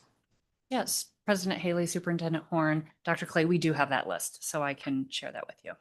Make sure you put it in the subject, important, action, because I get so many emails. This is really, really important. The second question I have is, have you consolidated this information, the information of what other communities and schools are doing? Sometimes I talked to a very rural school Friday, and I was talking to the superintendent about all the wonderful programs that we have in the state and in the county. And they insist on, we don't need you guys, we got it, et cetera, et cetera. And I found myself saying, okay, I had to sit back because I'm saying, we're just trying to help. But that's a culture. It's even a culture with with ADE trying to help. And I know that this is an issue with reading. So I'm asking you this because I'm thinking about it myself. What are these smaller schools, not smaller, just schools doing to augment reading? We need to embrace that. And we need not to say, you're going to do this, you're going to do this. We have to have the endorsement. Of course we do. I'll say Cochise County, we are all over that. But I got to give a shout out to Coconino County because they have the trainers. We work well together and it's going great. But I'm trying to find the root to the fruit of the other issues here. Okay. And I found out that I'm hearing a lot of, we got it. We're doing this, this, this, and this. Have we, and I'm talking to myself, ask them what it is. Do you know what the other schools are doing to augment? I just want you to think about that because that validates them. Okay. I am going to bring up, and Cochise County, we have reading across Cochise County. And I think you guys heard about that. We have books in the businesses. for K-3 students. And the businesses are giving prizes for students who read 3 books, then 6 books, then 9 books, and then they have a Readers Hall of Fame in their store. All right. We have to have a reading state of mind, a culture, not just ADE to the schools, but it has to somehow be all of us to the community. So here goes another one.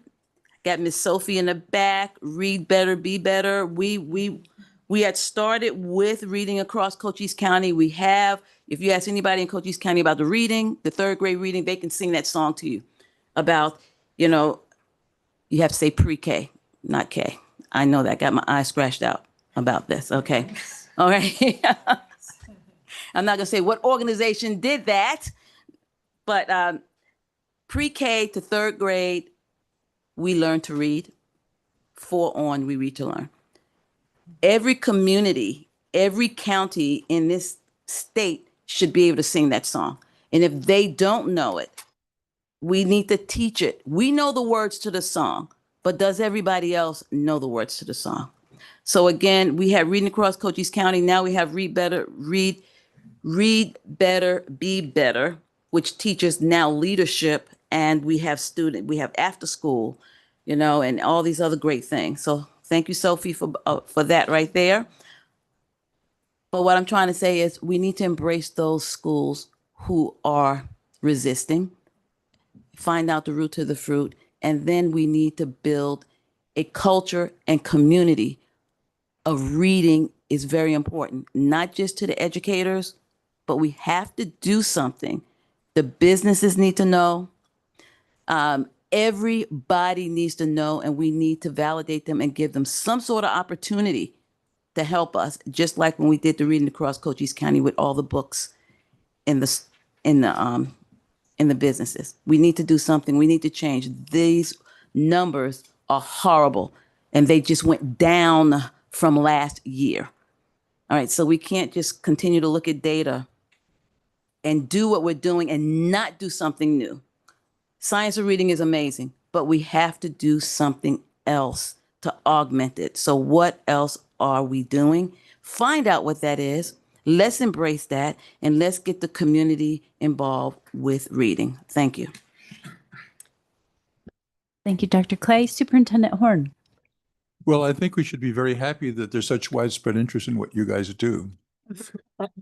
I want to dive a little bit into what's called the Texas Miracle, where Texas went from 50th to the middle of the pack in a short period of time, and there were articles about it in national magazines. Could you give me a comparison of how many coaches the Texas legislature funds compared to ours, adjusting for population? Yeah, President Haley, Superintendent Horn, members of the board. It's actually Mississippi, not Texas, but Texas. Did I say Texas? You said Texas. I That's okay. apologize. I meant Mississippi. You know what? It's one of those southern states that are seeing a real surge. So Mississippi, Louisiana, Georgia have all embraced this idea of literacy being that foundation to not only just reading, but then reading to learn in later grades. And the way Mississippi did it was different than the way Arizona did it. So Mississippi did it full blown for the whole state in the bottom 10% all at once. And so they had roughly 75 coaches, if I'm correct, for that state initially, and everybody that was in that bottom 10% had it. Arizona chose to do a more incremental way, where we were going to start with just 25 coaches in the bottom 10%. And then the idea was that we would scale it up every couple of years going on. So are we a similar population to Mississippi? Half. Mississippi has about half the number. They have fewer students than we do. Mm-hmm. So per capita, the difference is even greater. Correct. Okay, so we have how many now? I've been able to get 34 coaches out of 34. what was originally slotted for 25. So if 75 was an ideal number for them, you'd have to double that for us because of the population difference. We've estimated it'd be about 125 coaches is what 125, Arizona would yeah. need for roughly the same coverage of students. So if we're serious about kids learning to read, we have a long way to go. How many more coaches did we ask for last year from the legislature?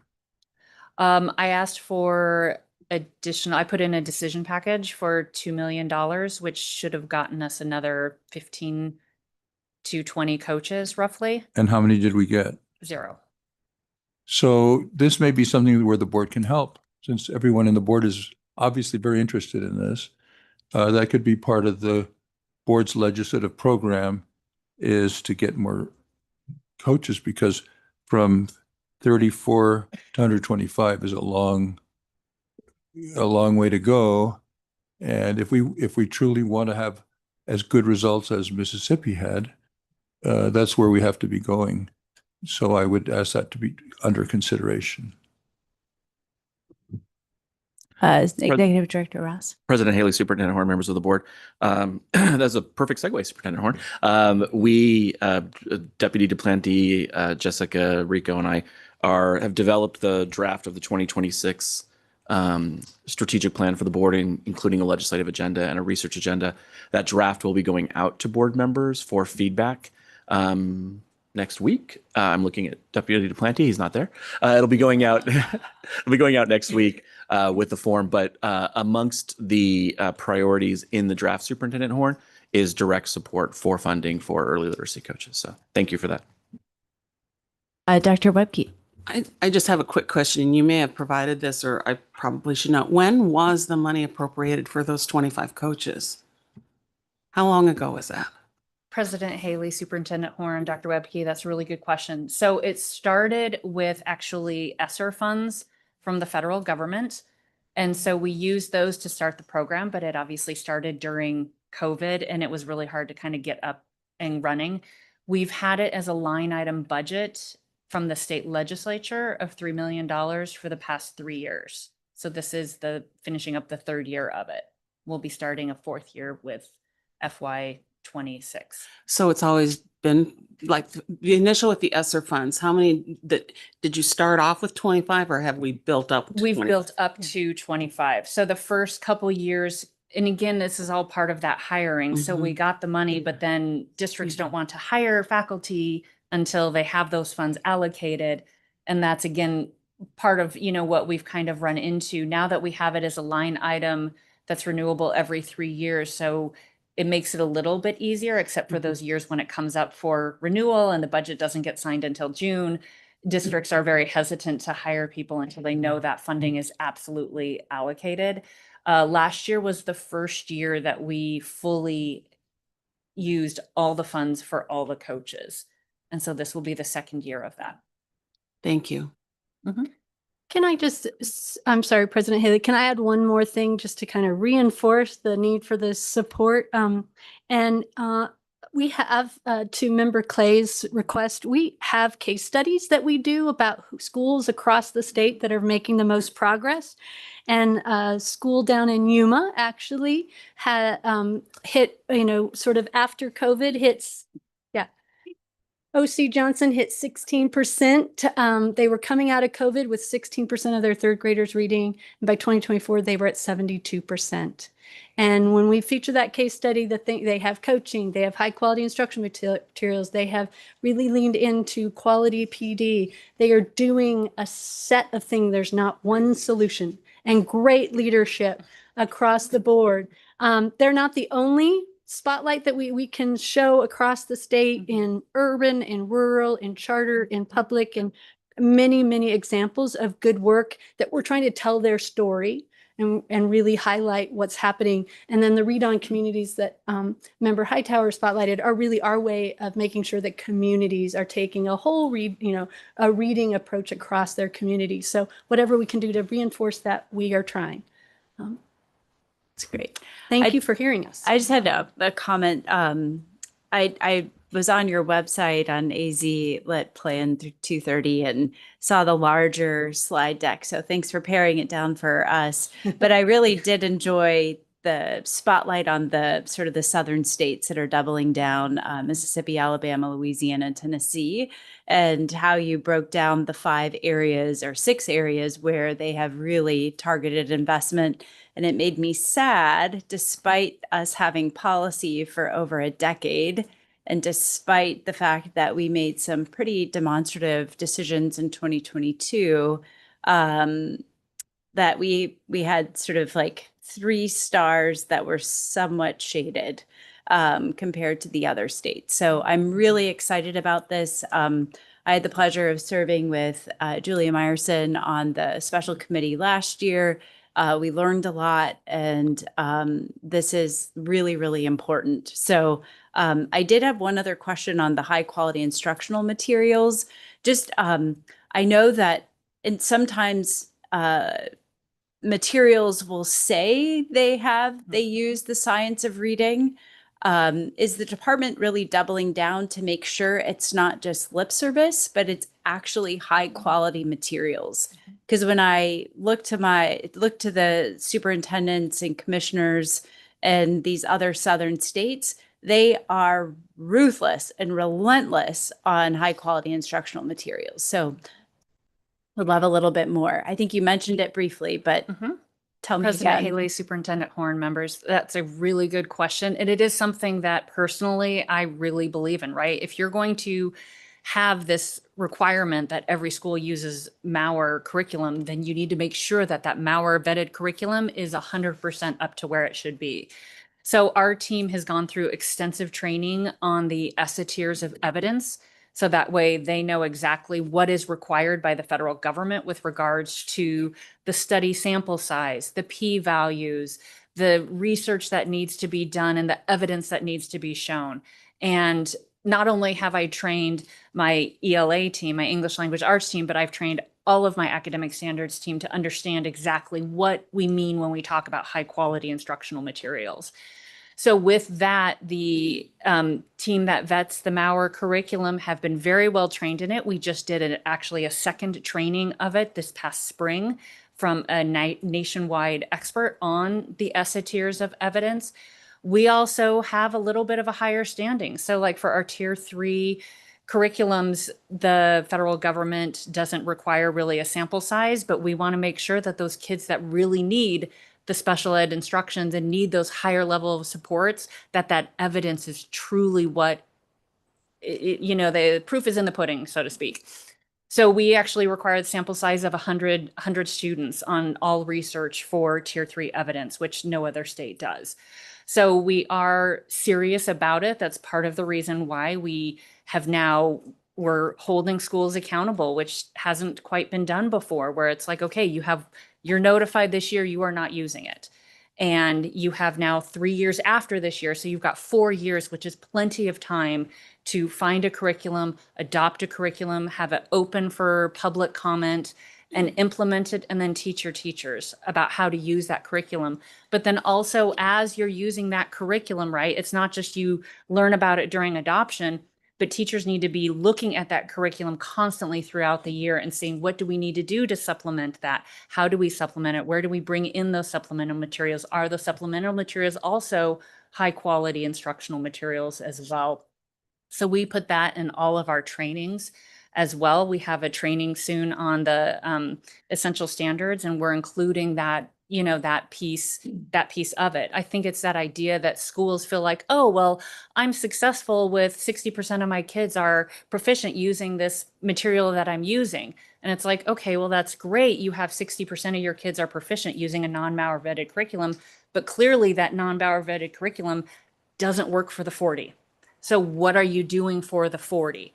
And so that's where this accountability piece from my team is coming up. And if schools choose to continue because they're having success with that 60, then that's great. You can continue to do that, but you should not be getting the Mauer funding because the legislation very clearly states in there that you have to use a Mauer vetted curriculum. Thank you. I appreciate that. And I appreciate all the time that you and your team, Dr. Burrows, have dedicated to that. I think as we saw earlier, if individuals are using the science of reading, are really not dumbing down, but are dedicated to the instructional support, the training, you can get to 95% or more of students proficient in literacy, and so they can get to that future. I think if I just, and Dr. Hightower has a question, but I believe on your website, you also have a list of the high quality instructional materials that are approved that meet MAURA requirements. Is that correct? Yes, that is correct. So we have it for our core instruction. We also have it for our supplemental and intervention instructions as well, have all gone through that vetting process. We have vendors emailing us. We're constantly, as they do new research studies, we're happy to look at new things, and then we'll put that out for the next year. So we do that. Thank you. Thank you so much. So thank you again for all the support of the communities, because we do know that our families are first teachers, right? Before the students go to school. I have another comment and then a question. So the comment on a lot of the curriculum materials, it is good that you implemented that standard 4 years ago, because prior to the 4 years, school districts in Arizona had been cut 85% on district additional assistance, which would not allow them to purchase materials. So now that school districts, unless they had a capital override. So now that school districts have been able to update their materials, it aligns with a timeline of when you implemented that requirement. The question is, did Mississippi also implement preschool or any added access to preschool opportunities? Or thank you. Yes. So President Haley, Superintendent Horn, Member Hightower, yes, we did 5 years ago. Read on Arizona did a 3-year learning exchange with Mississippi because we saw the miracle 8 years ago. We saw it happening. And so we actually had them share with us all of the key drivers. And one of them was that they were doing a pilot of an investment in preschool in their highest need communities. And that has gone so well that I think they've either doubled or tripled that investment since. So yes, they're doing an investment in preschool. Yes, they're doing all teachers trained in the science of reading, foundational literacy coaching, and then a relentless commitment to high quality instructional materials. And the KEA. On the instructional materials, we 2 years ago got some ESSER funds and worked with the Center for Excellence in Literacy Instruction out of University of Mississippi to create a high quality instructional materials that goes birth through grade 12. So we align perfectly with ADE through the 3rd grade, but then we know middle school and high school need to know what instructional materials they should be using to support literacy. And so that tool lives on the same site as the literacy plan now and is available to all. Thank you. I think Member Kravickas. Thank you again for the time. One of the topics that came up during the Special Education Evaluation Subcommittee this past summer is the fact that we haven't updated our state board rules, in that for about, 20, 30 years, there's evaluation criteria. We're one of the few states that doesn't have statewide evaluation criteria for any disability. But the SLD, this is critical, right? So, I was with a school district just last Monday who told me that the majority of districts are still using discrepancy models, which have been pretty much discredited. I think it's time for us, I've reached out to Terry about how the organizations I work with can partner to figure it's time to update our evaluation criteria. Because I weekly meet people who tell me, oh yeah, I didn't get diagnosed with dyslexia until I was an adult, or until I was in high school. And I know we've done a lot on the dyslexia screeners, but we've got to really look at how we can identify kids early, and not just with dyslexia, but any learning disability. And if nothing else, I think it's time to update our criteria. So I'd like to make that pitch. I don't know if Dr. Cruz-Avera is able to participate, but if he had any questions, but any other questions from members of the board?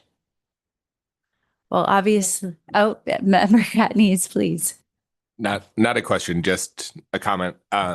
First off, this can happen. Like, I really believe this could happen. And as a math teacher, I also just want to say the importance of literacy and how important it can be in all subject areas.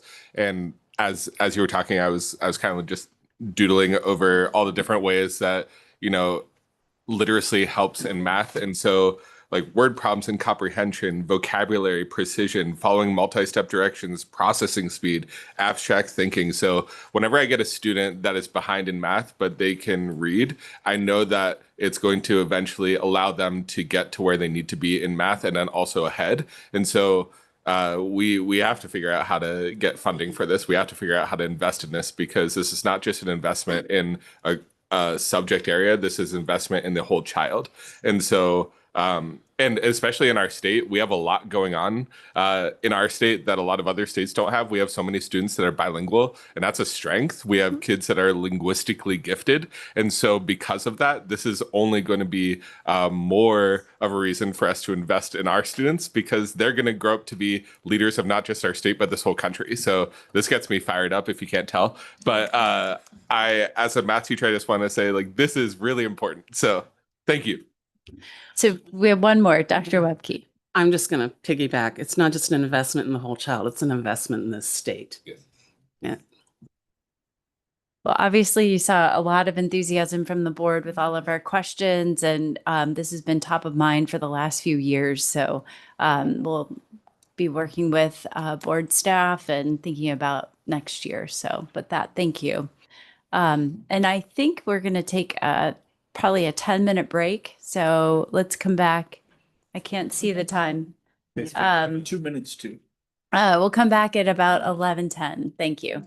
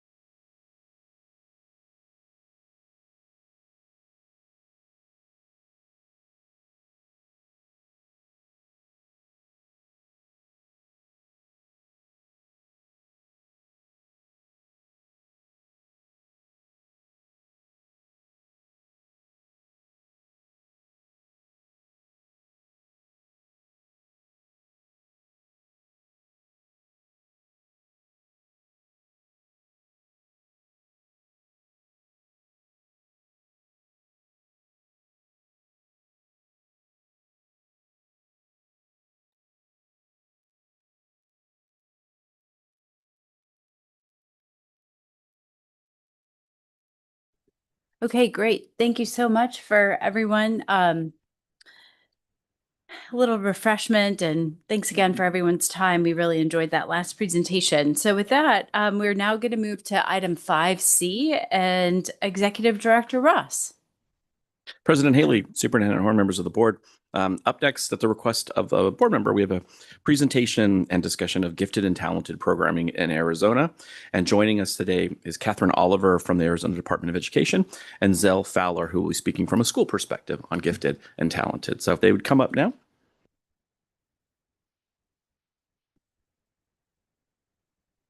President Haley, Superintendent Horn, and members of the board, thank you very much for the invitation to speak about gifted education, our program, the legislation, funding, and how we at the department are helping to support districts and schools support their gifted learners.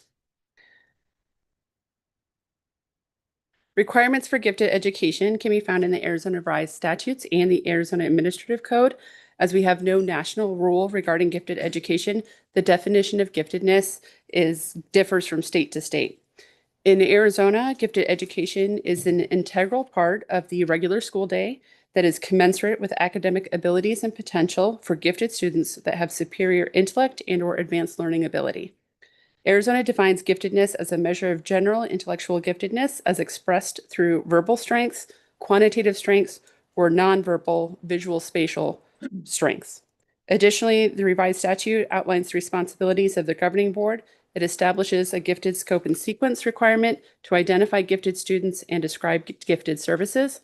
It describes the gifted endorsement certificate for teachers who have the primary responsibility of teaching gifted pupils and outlines the department's role.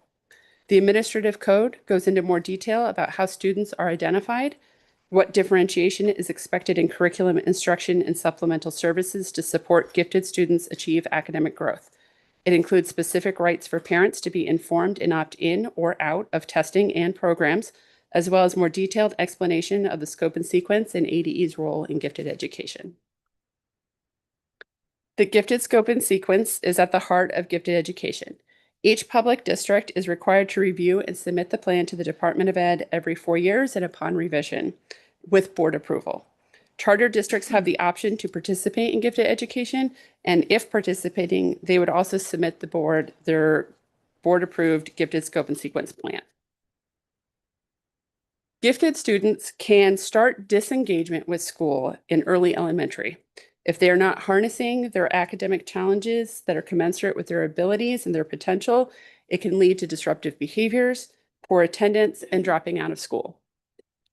A gifted program designed for gifted pupils as an integrated, differentiated learning experience during the regular school day that's commensurate with the academic abilities and potentials of a gifted pupil can address these disengagement consequences.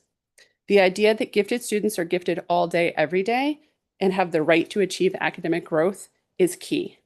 And how this is achieved can vary greatly as districts have flexibility in designing the gifted program, which is why the gifted scope and sequence is important to help create clear expectations for the district and the parents. The program design may include gifted schools, self-contained gifted classrooms, clusters of gifted students in a mixed ability classroom, and additional push-in or pull-out supports.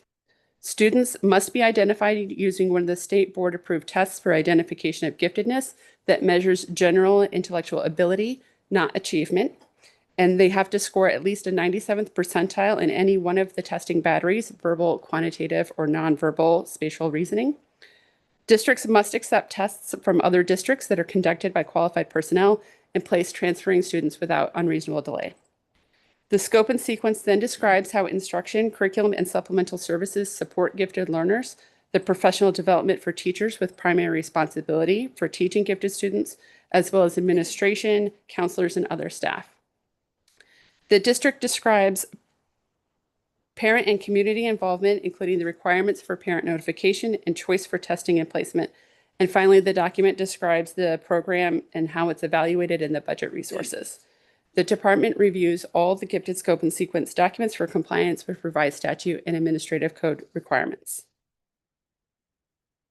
In terms of funding, gifted education is supported with 2 initiatives. The first is the Gifted Group B Weight, which replaced an unfunded gifted grant, and this started in fiscal year 2023. We fund all public districts and participating charter districts for students that qualify for gifted education at that 97th percentile or higher. We range between 32,000 and 47,000 gifted students over the last 5 years, and that translates to about 3 to 4% of the state student enrollment that are qualified as gifted. If we're looking at a normal distribution of students based on general intellectual ability testing, we would expect about 4% of students to qualify for intellectual giftedness based on our scores, and that's in only one of the 3 batteries. We also have $850,000 of legislative funding for a no-cost universal gifted testing of second grade students.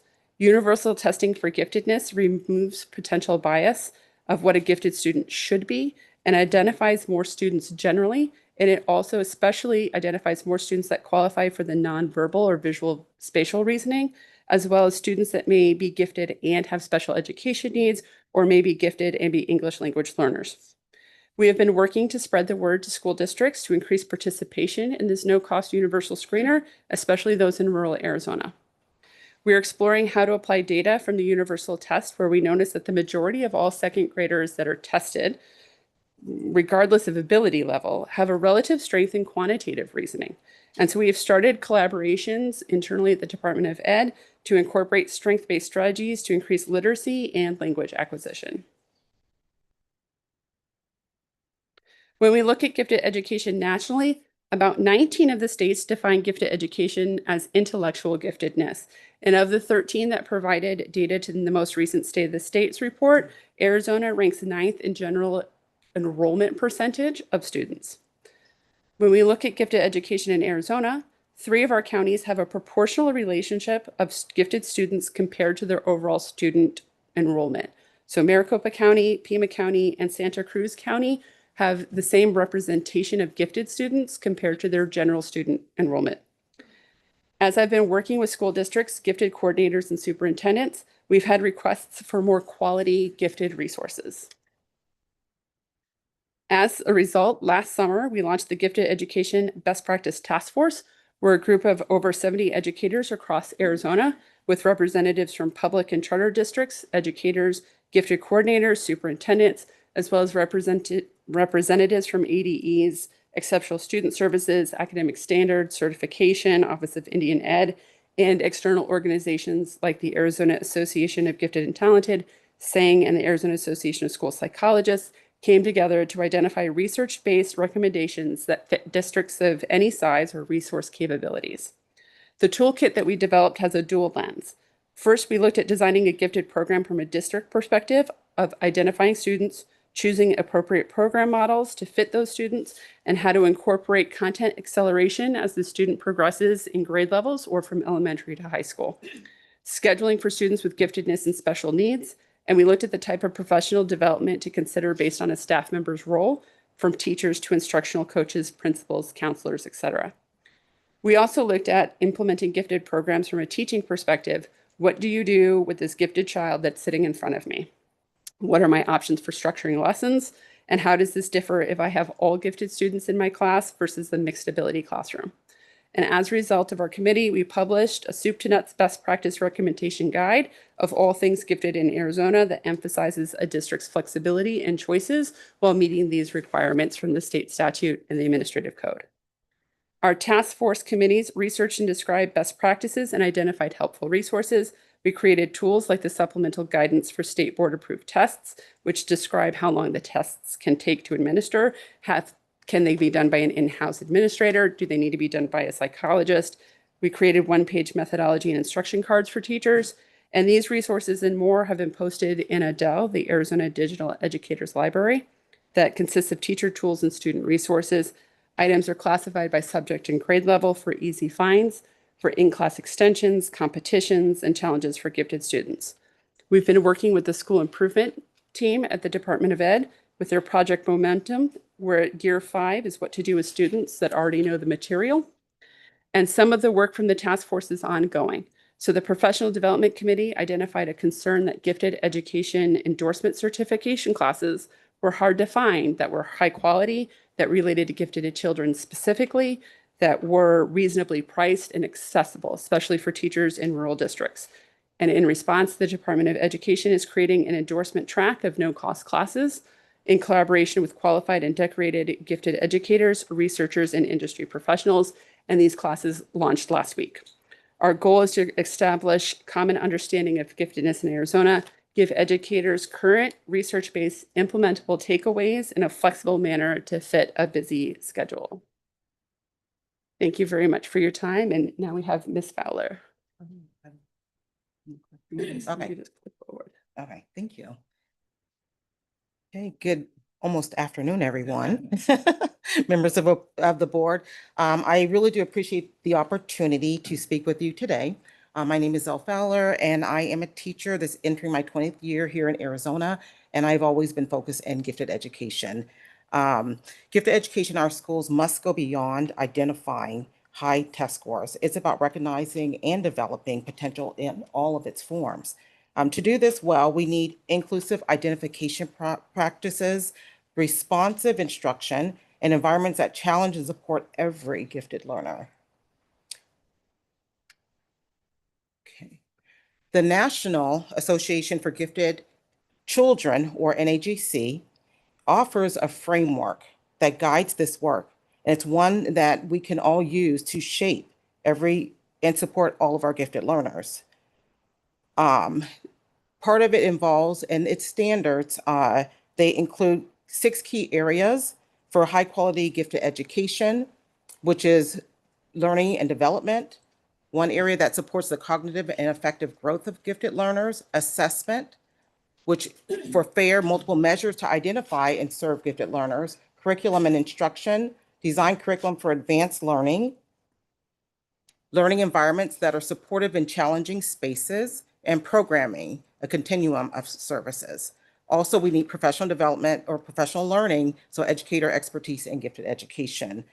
These standards aren't just ideals, but they are a roadmap for good implementation for effective gifted programs. These standards aren't, to meet these standards, we can use a variety of instructional models, enrichment models, and there are some strengths and limitations in the different models. And I also want to say it's not just using one model and one model alone, it's a combination of models, and it really depends on the students. So again, focusing on the needs of individual students. So we have enrichment, and I have actually participated in pretty much all of these models, enrichment models, social emotional and holistic models, talent development models, acceleration models, be not just grade acceleration, but also content acceleration, cognitive and learning models, which really helps and support our twice exceptional learners, those that have gifted and special education needs. And then cluster models also helps for classrooms where students are, they're clustered together where they are receiving gifted services throughout the day, all day long, and not just pull out models. When we're looking at, here is a range from the COGAT, which is a Cognitive Abilities Test organization or group, for which gives a percentile ranking, okay, and of standard scores. As we know, 97 percentile is what we look at for identifying gifted learners. However, we also look at the areas that are those students that are significantly above their peers. And so when we look at 97 percentile, we can also look at the 90 to 96 percentile for gifted program, which is usually district decision. And then when we look at the 80 to 90 percentile, those are really the talent pool. So a lot of times often too, what I have found is the testing can't be just a one shot, just one time you get the 97 percentile. I mean, it's very important that that we also monitor those students, especially that talent pool, that 80 to 90 percentile. I've seen too many students where they may score in the 80 percentile, but with servicing and constant, monitoring, that a year, 2 years, and maybe even 5 years later, they jump up to 97 percentile. So with that, one of the things, okay, so we also look at local scores, and that too is a beneficial for those schools specifically that have very low numbers, to really consider the students that are within their buildings or within even their classrooms or their districts. Because again, even though those students aren't hitting that 97 percentiles, again, if we are looking at what local scores are, is again, looking to provide opportunities for those students specifically in maybe underserved populations, rural areas, and also to populations that don't usually score well the first time without specific services. I'm looking at the time. One of the things too, and I wanted to speak a little bit, I want to go back to this one a little bit. The local scores, it really recognizes excellence in under-resourced schools, identify students from underrepresented groups, and capture untapped potential among students facing educational or socioeconomic barriers. Arizona law, one thing I really like about the Arizona state law is ARS 15-779.04, Clause 4, really it encourages the development of locally designed innovative programs for gifted pupils. This gives districts the flexibility and responsibility to create gifted programs that reflect their community. In closing, implementing gifted education means more than identifying giftedness. It means developing it. And by aligning with national standards, using inclusive models, and adopting local scores, we can ensure the gifted education in our schools and districts not only provide high quality, but fair and forward thinking. Thank you very much. Thank you so much for your presentation. I suspect some of my colleagues have some questions with that. Dr. Hagerman. I just have a question about the second grade universal screeners, just a feedback of how it's going, where the opportunities maybe, it sounds like to expand usage of it across some other districts, but anything that you've received back so far? Yes, thank you, President Haley, Superintendent Horn, and Dr. Hagerman. The No Cross Second Grade Screener launched in and around the COVID 2020 pandemic. So it has been a slower launch than we would have hoped. And we've really done a lot to kind of increase the awareness that it happens when districts are submitting their gifted scope and sequence. We direct them with specific questioning is, are you doing universal screeners like the No Cost Universal Screener? We have it available on our website. We speak when I go out to a lot of the districts and membership organizations. Very rarely do we have a school district that chooses not to use it. And if so, it's because they have very specific requirements. For example, they have to do their testing in first grade because of legal requirements or some other barrier to using the second grade testing. They would request a little bit of flexibility as to the grade that it's implemented between first and third. And then it's a very specific test, and some districts have chosen to go with one of the other 22 batteries on the state board approved list. But generally, once they are aware of it, the districts are receptive to incorporating it as part of their overall plan. Any other questions? Dr. Hightower. Thank you so much for the presentation and for your work. I was a beneficiary of a Jacob Javits grant training to receive my gifted coursework and also my gifted endorsement. So I'm really excited about this track and no cost. So it also helps in identifying the characteristics of giftedness with students that have disabilities and also students that are English learners, which is incredible. How do we disseminate the information for this? Yes, thank you very much for the question. We just launched the class last week. We were working out the final bugs. So we will be putting out a blast to the districts, and then some of our member organizations like the Arizona Gifted and Talented will also help spread the word that this is available. Before the class was even publicized, I've already had people enroll it while I'm doing my beta testing on it. So I should be able to release it and have the open enrollment this upcoming week. The classes themselves are free. There might be a companion text for a reasonable text price, depending on the classes. So we're developing the 90 hours for the provisional endorsement now, and those will be rolled out over the course of the next 12 months. And then we'll develop the remaining gifted endorsement related classes. Thank you so much. I will be supportive of all students, but particularly the students that have different talents and giftedness. So because they are gifted every day, all day. And I know that the testing, doing blanket testing in second grade has really supported many school districts. I know Washington Elementary has done a great job in identifying the students, and now the percentage is about 9%, which is incredible. Yes. Thank you. Thank you. Any other questions? Dr. Clay? Okay, I can still say good morning. Good morning. Thank you very much for both of your presentations. My question, I have a couple. What's the percentage of gifted students in the state of Arizona?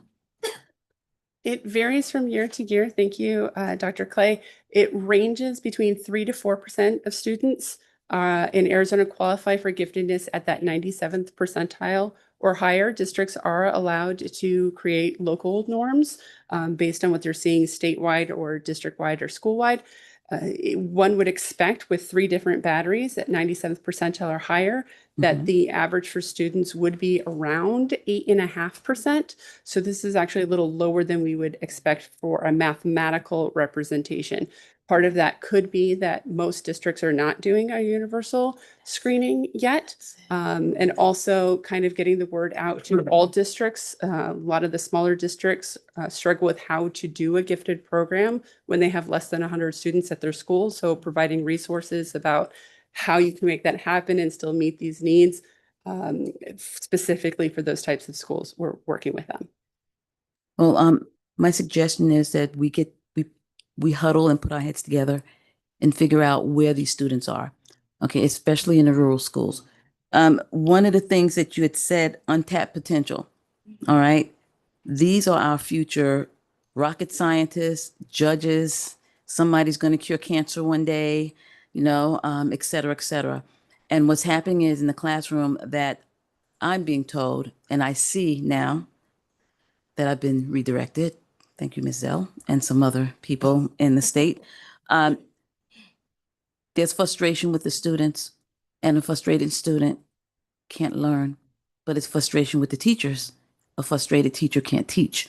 And just because it's such a small amount of students, just because that percentage is low, does not give us the reason not to be proactive in ensuring that they are living to their potential. So the training you're talking about, you need to start contacting the county soups, okay? And if it helps any, send it to me also with the big letters, action needed. We need to focus on these very, very important group of students. And I think that's it. But again, we need to get the word out. And these students that are very challenging, yes, and amazing, it's our job to make sure that we give them everything they need. And I believe that a lot of these students that are challenging are gifted. And in the rural schools, they need to have that opportunity that everybody else has, that I don't think people have the time to do. So I know we're going to put our heads together and figure out how to move forward. Thank you. Any other questions? Well, thank you both so much for your time and for waiting so long to present. We really enjoyed it. Thank you. Thank you. Thank you very much. Okay. With that, we're going to move to item 5D and Executive Director Ross. President Haley, Superintendent Horn, members of the board. This is just a quick overview of the A through F study session process that we've recently implemented. We've spoken to each of you about this, but we wanted to make sure to say it in a board meeting as well so that it was there for the public. Starting on August 12th, the board started a series of study sessions centered on the primary indicators of the A through F system. So proficiency, growth, EL proficiency and growth, grad rate, and so on. The goal of these and the paradigm we're going to use is the board will have these study sessions, and huge shout out to Sean Smith and Toby Butler from ADE and Jessica from our team in putting these together. It's a chance for the board to learn more, to ask really in-depth and detailed questions, to have more time to occupy that space and to really learn from the technical advisory committees as well, who meet monthly to refine the system. Once the board has sort of exhausted an indicator, has asked its questions and is ready, that item will then go to a board meeting where the board will vote on guidance for the technical advisory committees, asking them to inquire into certain areas. Technical advisory committees will then do that, and then will bring their findings back at a future board meeting to share, with the goal of the board eventually adopting some guidance for the tax to move forward. So that's just the cycle that we're going to follow: study session, board meeting with guidance, board meeting with TAC feedback, and then with a direct vote from the board. So we just wanted to explain that for the field, for the board members as well, in case there are questions. Logistically, each of these study sessions is virtual, is live streamed on our YouTube channel, and is archived on our YouTube channel. So for those on the board or for those in the field who were unable to attend or to watch the first meeting, it is still there to be watched. Bring popcorn. It's meaty. It's a lot of information. Again, Sean Smith from ADE does a brilliant job of presenting the information. Our next study session will be Monday, September 22nd at 1 o'clock. It is virtual as well, and it's part 2 of proficiency and growth. And it makes sense that proficiency and growth would require more than one meeting, as they are really the heart of that A through F system. So I'm happy to take any questions that the board may have about that structure. But again, just wanted to make sure to explain it in a board meeting. Any questions from members of the board? Dr. Corr. It was super helpful. It really was, and very dense, very complex. And I certainly hope I can show both growth and competency in the part 2, as opposed to what I understood from part 1. So. Thank you, Dr. Corr.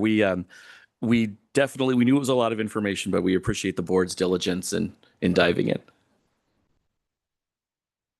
Okay.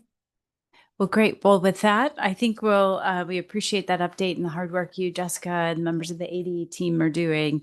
I think we'll now move to item 5E as an Edward. So with that, Executive Director Ross. President Haley, Superintendent Horn, members of the board. As you all know, we kicked off assessment procurement season in a recent board meeting. The contracts for the statewide assessments for math, English language arts, and science are all set to expire after the 2027 administration of those exams. So it was a good time to begin that process. Our staff has been working closely with ADE staff. Huge shout out to Bethany Spangenberg, who is joining us virtually from that team. And the initial steps in that process involve surveying both stakeholders and then eventually the state to find out what folks are looking for in the statewide assessments to come. And Jessica Mueller from our team has that first initial survey data and is going to present that to the board and take any questions. Jessica. Yes, thank you so much, Executive Director Ross and President Haley. I'll introduce too.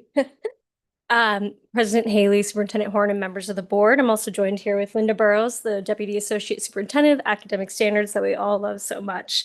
I'll just start with an overview of what we're going to cover in today's presentation. We're going to have the timeline and key steps from the RFP. This is a little bit updated from what was presented in the May 2025 board meeting that described the process. But Linda over here is going to explain a little bit more about different assessment types, the context for assessments and reporting standards, things like that. I'll have a little bit of note about high school testing. There's a lot, it's a little bit different there than the elementary level testing. And then we'll get into the results of that initial survey and discuss the next steps.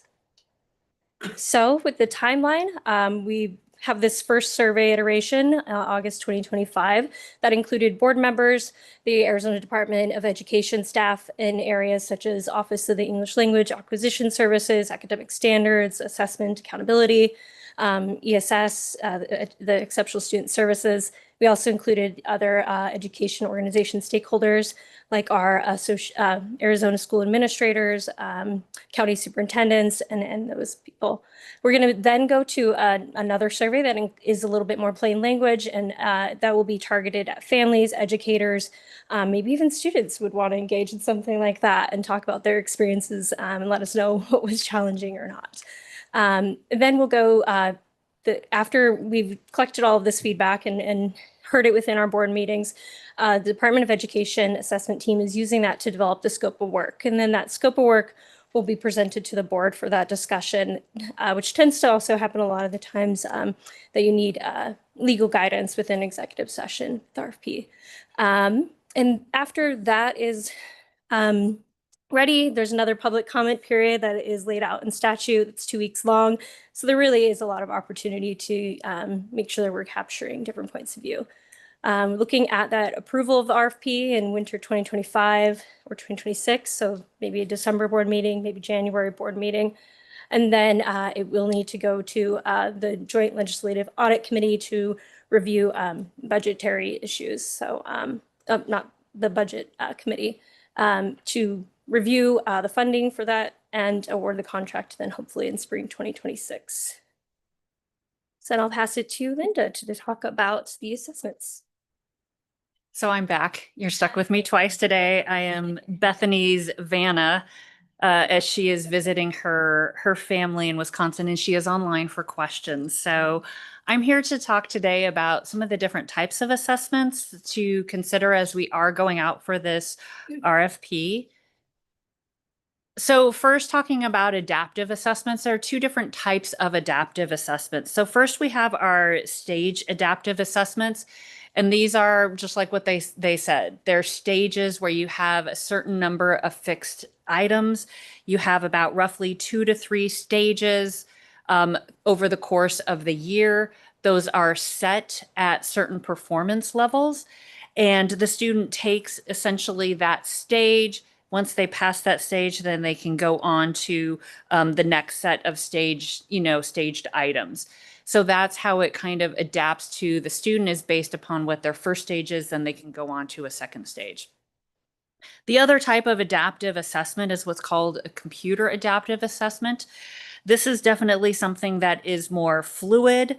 And what happens is after a student takes a computer adaptive test, a certain number of items, based upon how that student performs on those items, then the computer adjusts the subsequent questions. So it's not that they have to finish a whole stage and then once the stage they go on to either stage A or stage B. This is a little bit more fluid, that they just answer those questions and then those questions are automatically adjusted. One of the things required for a computer adaptive exam is that you need to have a really large test item bank. Because again, you've got to have that initial set to assess the student. And then depending upon how the student scores, they have to go one way or another way. So it does require that rather large item bank. When we talk about assessments, again, I spoke about this earlier, just the importance of everybody speaking the same language and having the same vocabulary. So formative assessments are those ideas of what teachers are doing daily in their classroom. They're those checks for understanding, exit tickets, entry tickets. It's daily, it's really set at that standard level. And you can do multiple standards, obviously, with a formative assessment, but these are the kinds of things that drive lesson planning, instruction, and interventions in that classroom level. Similar, we call benchmarks and interim assessments. So these are typically done at a quarterly level. They can be done by the unit. Districts may have like a first quarter, second quarter based upon their scope and sequence. It will test multiple standards as opposed to just 1 or 2 standards at a lesson level. And it really is that idea of measuring growth and program effectiveness across a school or across a teacher's classes. And then last, we have our summative assessments. These are typically end of course exams. They are clustered and have certain domains because we can't just test every single standard or you'd be sitting there with, 150 to 200 questions, and nobody wants to do that. So it really does that high level analysis of how the instructional strategies at a school are doing. So it's not really looking at that individual teacher or that individual student, but it really gives us more feedback on a higher level.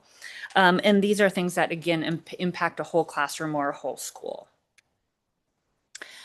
So one thing we wanted to share was a through-year assessment model. So this is a little bit different from an adaptive model where it is administered 2 to 3 times over the course of the school year.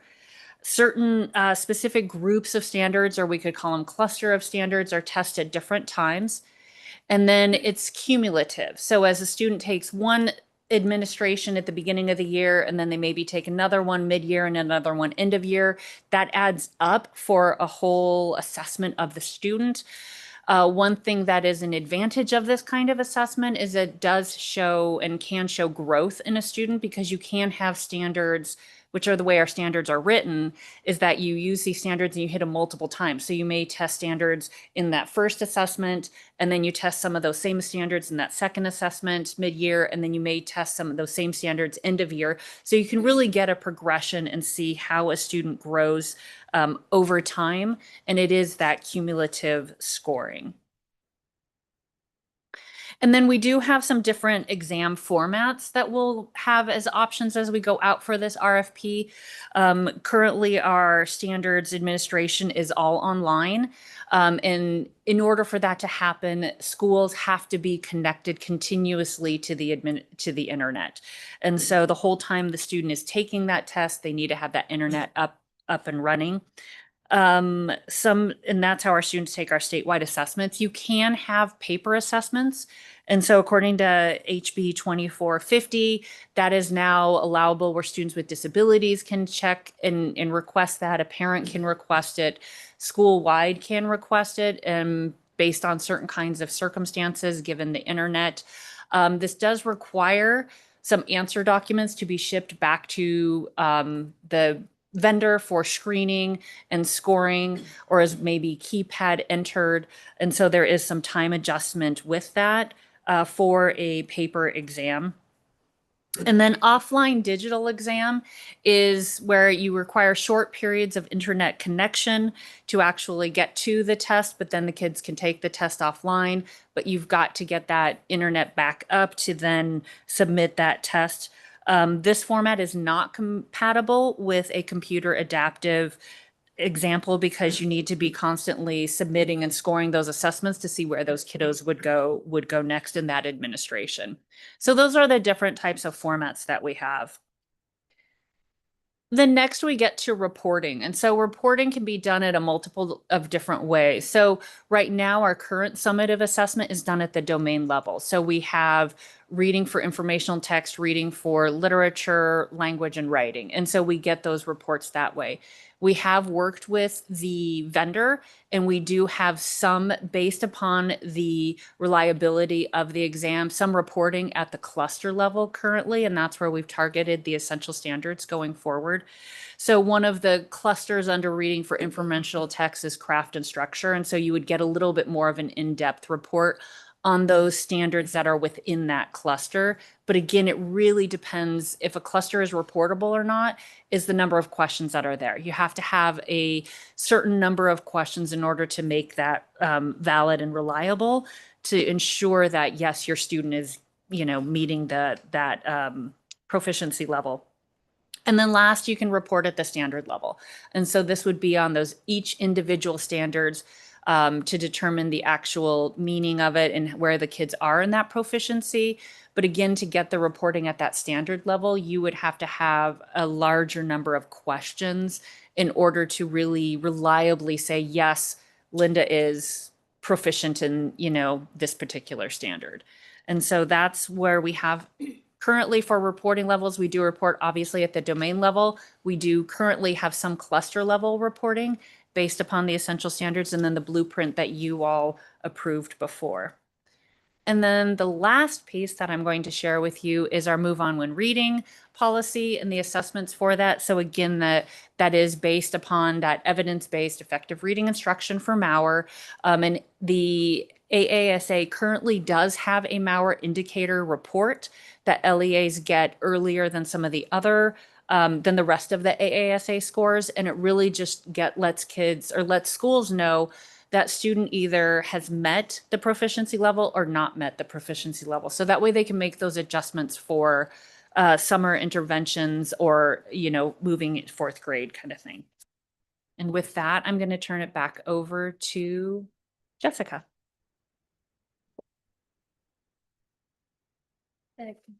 Thank you, Linda, and thank you for Bethany putting together a lot of that work behind the scenes.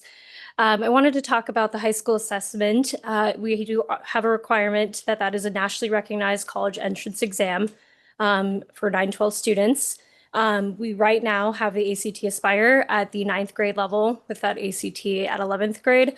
And so there is some discussion that will need to happen with a high school exam, whether that pre-assessment should be at the 9th grade or 10th grade level.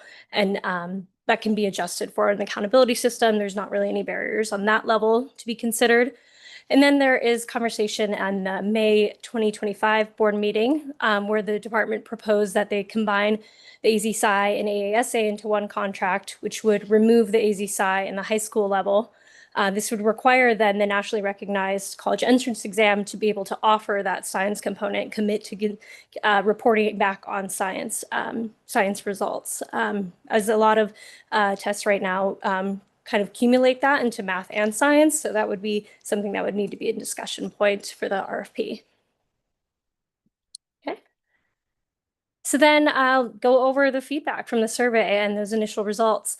In the bottom, in the blue, you'll see where board members aligned or had a little bit of a different perspective than the other stakeholders like our county superintendents, department staff, and so on. And so about that question of reporting at the standard level, this is something that is predominantly supported board members in the field. It's been desired for a long time and a big discussion point. So we wanted to ask, because of that, do you want the RFP to be an exam that is fewer, approximately the same, or more test item questions? So we did receive about 71% said, I want the test to remain about the same length, same item bank. So then we asked, knowing that we want to report more at the standard level, are you okay with there being more test items on that assessment? And so the answer did change a little bit. It shrunk in about half. That people understood if we want to get this result, we do need to have more test items. And there was more support for it after explaining that. So Jessica, sorry to interrupt, President Haley, Superintendent Horn, members of the board, the current exams for 3rd through 8th grade have a range of about 45 to 52 questions. So just if you're to calibrate where they're currently at. Thank you, Member Kenny. Split between different days of different subject areas. The question on adaptive assessment, and when we introduced this, we talked primarily about computer adaptive in the survey, and that there is still need for more of an educative component, what that looks like. And so we're looking with other states of how that's implemented. Michigan is one of those big states. There is an interest still to explore it and try to figure out what's possible there. The idea of having a system that is more of a through across formative, interim, benchmark, and the summative assessment where there can be something that is connecting down to that classroom level as well as then the school level is supported as well. So there is a desire to have something where materials and professional development can be provided about those formative assessments, as well as you could see the interim benchmark system being aligned to the summative assessment. That can be really difficult. There are so many assessments and they have different various correspondences with the summative assessment results. This was the through year assessment question that Linda had shared about, where the test could be given in different clusters throughout the year and then it's cumulative to the end. We also need to explore what that would look like and present some information about that to clarify things. And same here, with that being something that is supported as well.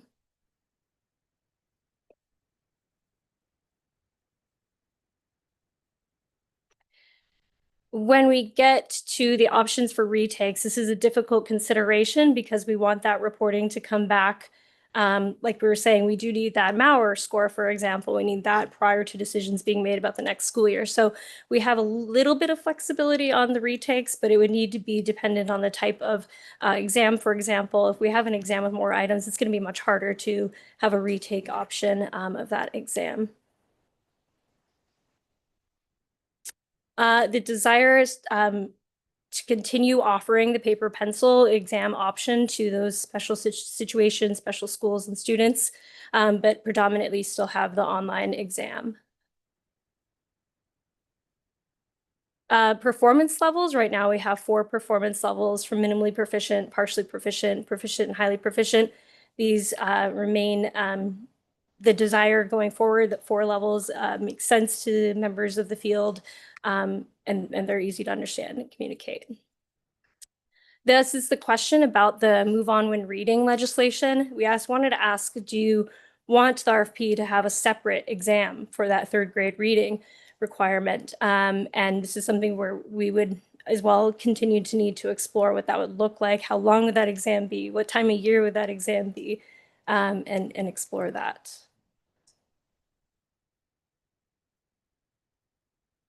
One thing that came up as well is that science is currently tested with a grade band approach, where the domains clusters are tested from grades 3 to 5 and then from grades 6 to 8, with that test occurring in grade 8 and grade 5. So another option is to just test on those domains and clusters that are actually at that specific grade level. So only testing the grade 5 clusters and domains. And so we wanted to ask, which approach do you think is more appropriate for the science assessment? And there was some potential to shift to only testing grade 5 and grade 8 clusters and domains rather than looking at that grade span approach for assessment. And then we wanted people to rank, okay, a lot of these things are important to you. What would is going to be the most important going forward? 29% of people saw that reporting at the standard level was the most important thing for them. And if you look at the 1st, 2nd, and 3rd rank, it's about half. Like most of the respondents saw it as a top 3 priority. Adaptive summative assessments, about the same as that reporting at standard level. It's an interesting development, and that's something that we would like to explore and get more information about how it can be implemented in Arizona. The corresponding formative or interim benchmark assessment aligned to the summative assessment is one that 75% or so ranked very highly in their top 3 priorities. So I really pulled out those 3 as really essential pieces to the feedback that was received. So in the next steps, we're going to develop more targeted survey questions, particularly asking now about the high school level, which was a need, whereas the survey was a lot more about the AASA and AZ-SCI sections. And then we're going to develop language and FAQ sheets based on explaining what adaptive assessment is and through your assessment, so that it can be informed when people are providing that feedback.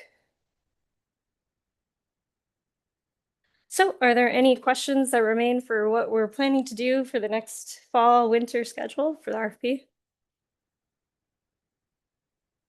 Member Kravickas.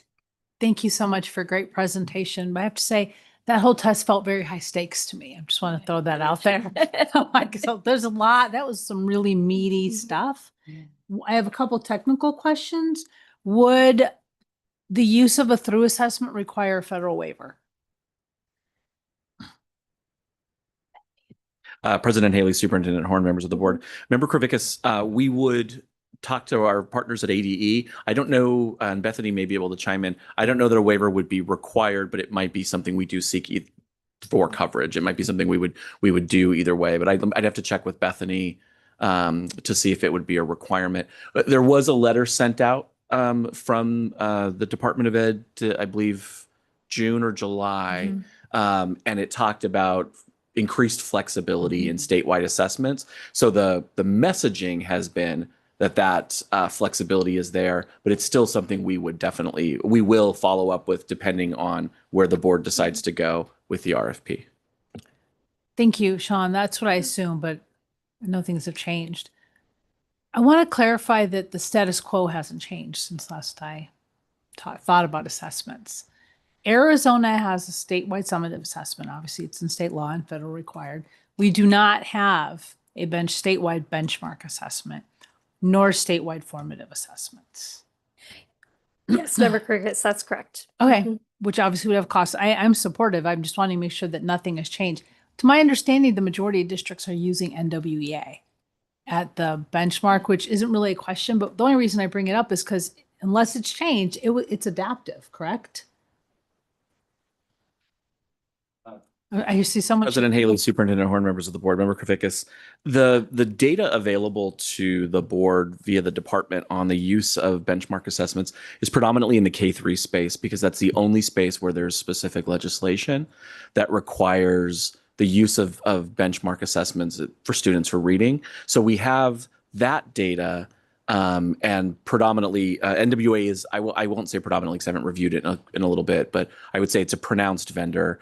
I don't know that we actually have the data all the way through, say, K-8. Again, it's something we'd follow up with the department. NWEA does have an adaptive assessment. Not all folks who use NWEA use the adaptive version. Yeah. Thank you for clarifying. I thought NWA was adaptive, only because I've seen it and I've seen it administered. So that's good to know. Is it possible to think about, this would be assuming that we would be pursuing a statewide benchmark, which I don't want to presume that. I know there's a cost to do one adaptive, one not. I'm very intrigued with adaptive, and here's why. Because we all know why we do summative assessments. They have a role to play, but what's hard, especially at the K-3 level, is are they at a first grade reading level? Are they at a second grade? It doesn't really, and I feel like an adaptive assessment, because there's such a broader range of testing, might give us some more finite information about where students really are, not just on which standards, which ones are performing on, but where they are. So my last question, and it may be a follow-up for the department. I know Utah had an adaptive assessment for a long time. I'm assuming other states did, and it'd be interesting to know what experiences other states have had. I think a few states have piloted through assessments. I think Georgia did, but getting a lay of the land of who's done what and what kind of experiences I think would be helpful. Absolutely agree. Thank you, Member Kravikis. President Haley, Superintendent Horn, members of the board. Member Kravikis, as part of our work, we are meeting and talking to other states. So Florida, for example, uses an adaptive assessment. Montana uses an assessment that can be delivered in packet testlets is what they call it throughout the entirety of the year. So those are conversations we're having, sort of lessons learned, and yeah. Dr. Hightower. Thank you so much, President Haley. Thank you so much for the presentation. I'm very grateful to be able to have this opportunity to provide feedback. I have shared very openly that the results and what we see in classrooms are not aligning to the state standardized assessment outcomes. So this is a great opportunity. I also want to thank Superintendent Horn because he has gone out on the field and really asked for that stakeholder input. And then this will also continue. And for you to bring the results of that stakeholder input and survey. So thank you again. Member Katniss. Thank you. Thank you for putting this all together and for dissecting all of this data. I know that there's a lot of great discussion points for us to think about. One thing that I shared with both Sean and Bruce was that whenever I filled this out, I actually did it with my students. And so I got their feedback. And I think that there's a lot of things that we can learn from kids. And I know that President Haley, whenever you started our meeting, it was to recenter our new year on our purpose and who we serve. And we serve the kids and their families. And really this body has the ability to make changes that impact our kids in a positive way. And I think when you ask kids, one of the things that they're going to tell you is that they are over-tested, and that there's a lot of days spent at school that they are testing, but they're all in different tests. So whether or not it's NWEA or iReady or other sort of benchmark testing, those are usually the tests that drive instruction for teachers and for school districts, because I think a key aspect of what we need to understand is how fast reporting can happen. Because if a test is still going to be a delay in terms of reporting, then is the change really going to be something that is going to be worthwhile for the kids? Especially because when our school district uses iReady, whenever we take an iReady exam that is adaptive, we get the results right away. And so then we can, as teachers, look at where kids are starting from and also then plan our lessons to be able to meet the needs of every single kid. And I think that that's where something where if this is an ability for us to kind of make something for the state where we also then are able to eliminate some of those other tests and do something that is going to be worthwhile for our kids in terms of timing, but also in reporting, because they got really excited about, even not having a test at the end of the year that tested everything, because that's really hard for a kid to remember everything. But whenever we sort of were going through questions about these benchmark assessments, and maybe one of them is testing geometry, another one is testing algebra, and then we can also like go into the standards and understand what kids are really not understanding, so that we can still have time during the school year to make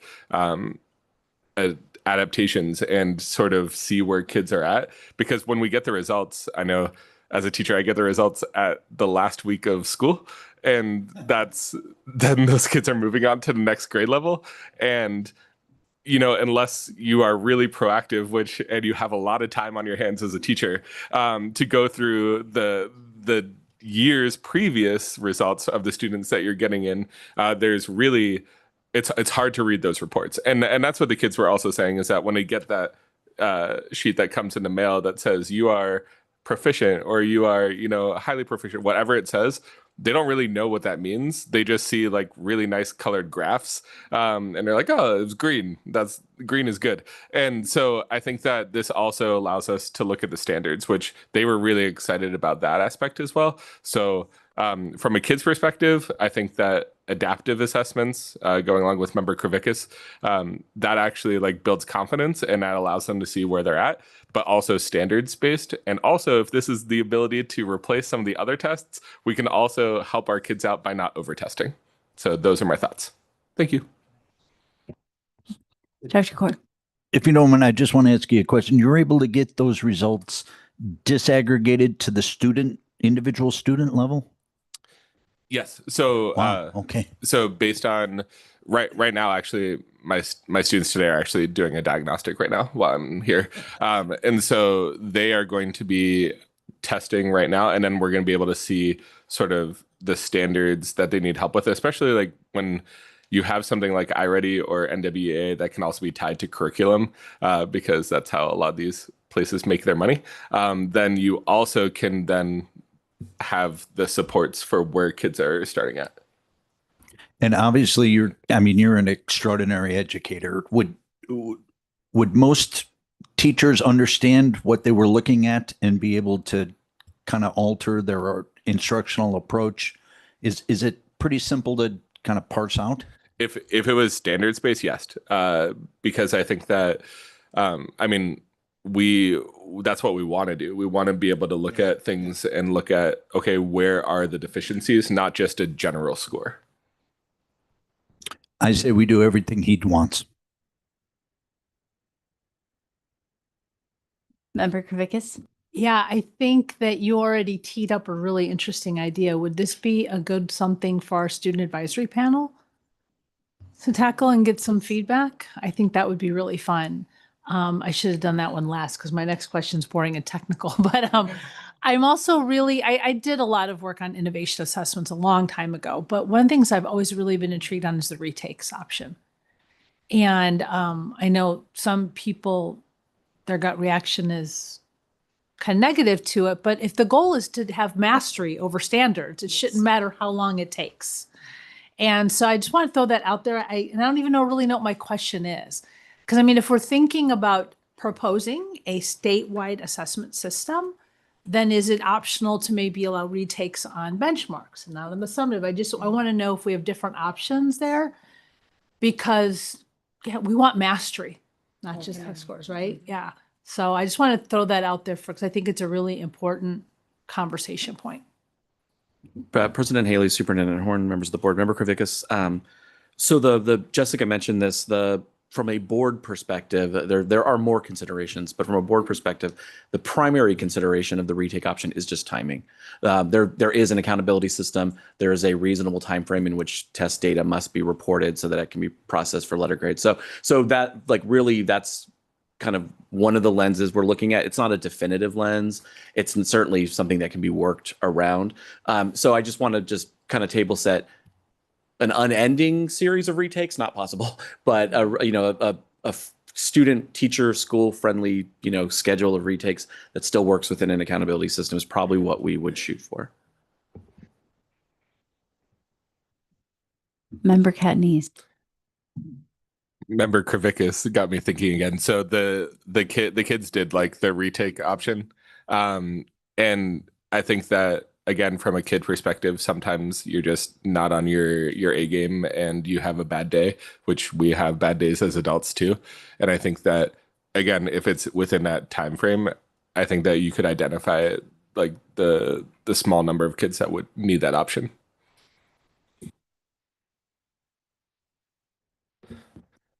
Member Kravickas. Thank you. And yeah, my turn to return. This is my mom hat. One of my children really struggled with long division and got great. The grades were fine, but I knew he had not mastered it. And I don't know enough about math, but I know enough to know that mastering long division is pretty important to get to the next concepts. So I'm talking with the teacher and I'm like, well, we're going to do tutoring and we're going to do it. And that was all great and wonderful, but we never went back and found out, did he master that? And that was the experience I had that I kind of always come back to, besides the big policy retake, because I hear what you're saying about the retake, but that still to this day drives me nuts. I don't know if he ever actually mastered that, and if that's why he struggled in math later. I know that was just my anecdotal story to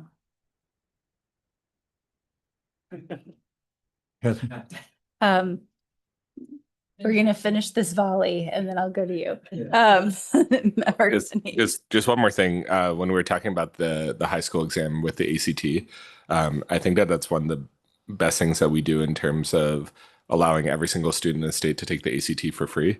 But I also think that there was something that you brought up that was very interesting about when they take the pre-ACT.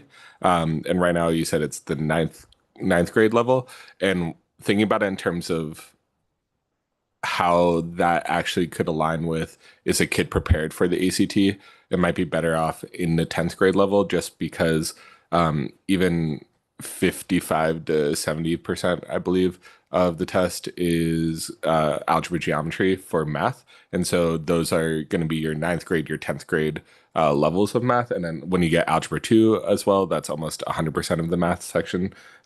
So when we are almost using the ACT as this like practice for the real thing, it probably would set up the kids more for success and also better aligned with preparedness and also taking it more seriously. Because when you're a 10th grader, you're a little bit more settled into high school versus a 9th grader who still feels like they're a middle schooler. Superintendent Horn. Yes, I wanted to react to something that Member Katniss said. I'm passionately for formative assessment, but I'm also for summative assessment. And you had said that kids don't like to have the summative assessment because it's hard to remember everything at the end of the year. But my question would be, if it's not in their long-term memory, what's the good of teaching it in the first place? Valley. Yes.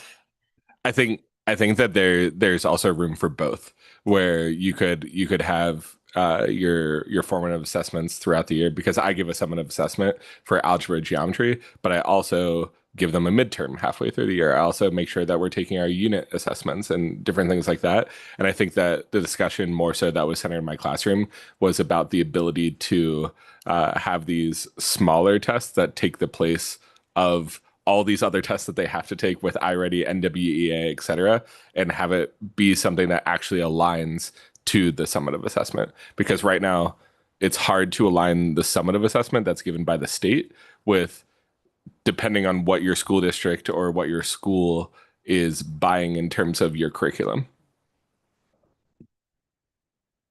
We're making available formative assessments from Pearson that are aligned to the summative assessments, and we're making it available free to the schools. President Haley, Superintendent Horn, members of the board. Actually, Superintendent Horn, that's the example we've given the field, is Navi, is the current structure that you all are using with the exam as an example of a formative assessment.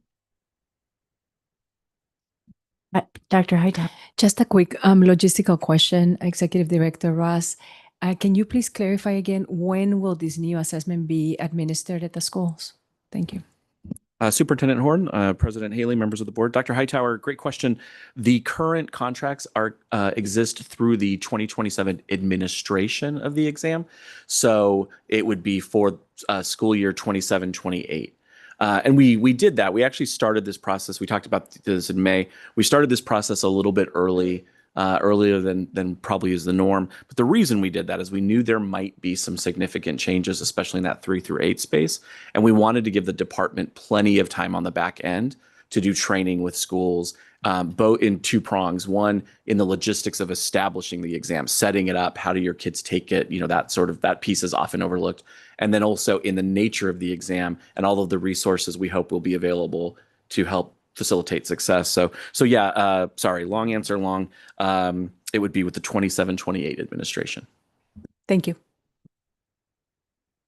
Any other questions? Well, I suspect we'll have a lot more questions in subsequent study sessions. And so Dr. Burrows and Jessica, thank you so much for providing that info. It was very informative. And with that, I think we've concluded section 5. And if it's okay, we'll move on to item 6. This is a call to the public. This is an opportunity for the public to comment on items on today's consent portion of the enforcement actions. As a reminder, the board does not respond directly to the call to the public. And additionally, speakers are not allowed to cede their time to another speaker, and personal attacks are not appropriate. As we have a number of speakers today, every speaker will be limited to 2 minutes. And with that, Deputy Director Duplanty, have we received any requests to speak? President Haley, Superintendent Horn, members of the board, nobody has signed up for this call to the public. Okay. So with that, I would like to, the consent agenda, what I'd like to do is move to item 7. And this is the consent agenda for the enforcement actions, and I'd like to take it in a single motion. But before I do that, is there an item or items for the consent agenda that it would be recommended that we pull? Seeing that there are none, I would like to approve a motion to approve items 7A, 7A1 through 7A21, 7B1, 7C, 1 and 2, 7D, 1 through 3, 7E, 1 through 8. Do I have a motion? I move approval as presented. Do we have a second? I'll second. Dr. Hagerman. President Haley, Superintendent Horn, members of the board. My apologies, we need to redo that motion. 7D, and this is not President Haley's fault. It's incorrect in our script we gave her. My apologies. 7D is 7D1 through 4. 7D. Oh, wait, no, it's not. No, it's not. Oh, I'm looking at the agenda online. We just have 1 through 3. Oh, okay. So is it, so once, one moment, please. Here, I can just pull up I'll read it offline.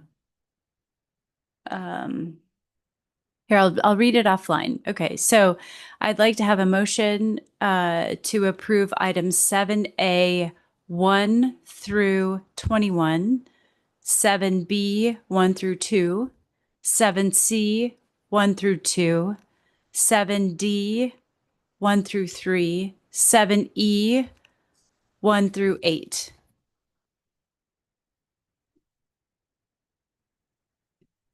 Do I have a motion? Yes, I move approval as presented. And I'll second again.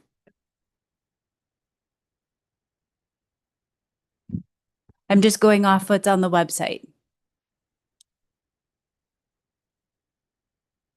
President Haley, Superintendent Horn, members of the board, my apologies. We had apparently a last minute shift in some numbering. So Deputy Duplanty is going to tell us the motion.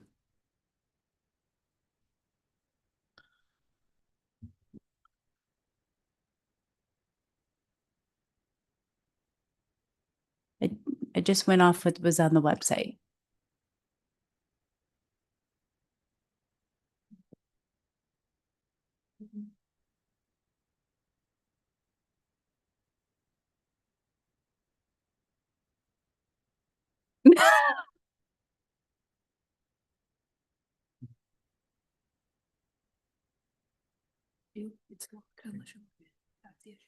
Okay, so using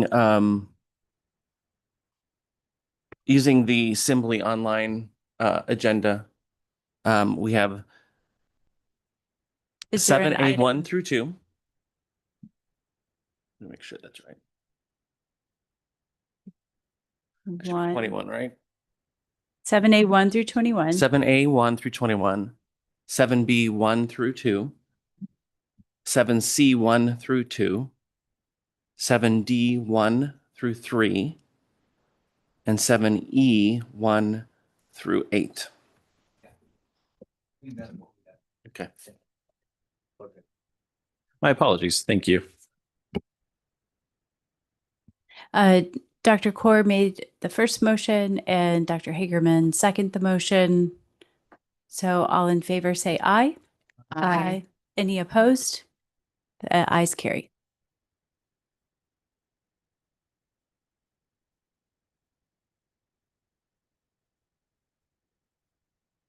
All right, moving on to item 8. This again is a call to the public. This is an opportunity for members of the public to comment on items in the general session portion of the enforcement actions. As a reminder, the board does not respond directly to the call to the public. Additionally, speakers are not allowed to cede their time to another speaker. Finally, personal attacks are not appropriate.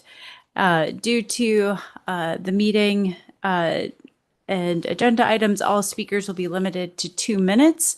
And with that, Deputy Director Duplanty, do we have any requests to speak?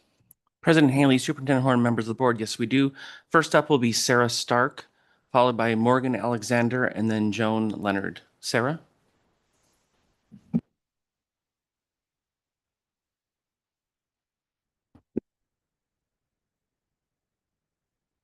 Hi, I'm here on agenda item on the item 9. Is that where we are? Are we on 8? Okay, sorry. I just wanted to make sure. Hi, my name is Sarah Stark and I'm here on 9B8. I am counsel for Ms. Valletta Sidney, who is an applicant before you. I have filed a written document setting forth our position on this case in detail, but I will quickly highlight some of the key points. I do not have the time here today to fully explain the legal aspects of this case, but it should be noted that during the pendency of this hearing, there was a rule change which removed an automatic prohibition on certification if certain types of conduct occurred, assuming the applicant could prove certain conditions were met as set forth in that rule. PPAC determined that my client did in fact prove those conditions were met, and it was our burden to do so. However, in a vote of 5-2, the PPAC still denied her certification on the basis of prior unprofessional conduct, specifically prior criminal incidents related to drinking. My client admitted to struggling with substance abuse during the time those incidents occurred and produced an overwhelming amount of evidence regarding her substance abuse treatment, sustained sobriety, positive work history within the educational setting, and good moral character. In addition, my client even provided evidence that she was granted a second chance certificate in connection with a past criminal matter. The minority of the PPAC members who voted against the denial commented they believed my client deserved a second chance and questioned, at what point do we give someone a second opportunity after they've shown long-term commitment to change their lives? The majority, however, appeared to reason that there is no place in the teaching profession for someone with a past, and without any explanation, imposed a 5-year waiting period on Ms. Sidney's ability to reapply for her certificate. There was no discussion about what else she could do or how much more sobriety time or treatment they wanted to see before they would feel comfortable giving her a certificate. Without thorough and thoughtful deliberation in these matters, it's impossible to set any type of reasonable precedent or expectations for prospective teachers with a past. Thus, we are respectfully requesting that the board concur with the 2 members of the PPAC who voted in favor of granting Ms. Sidney's certificate. Thank you. President Haley, Superintendent Horn, members of the board. Next up is Morgan Alexander, followed by Joan Leonard, followed by Morgan Bigelow. Morgan Alexander?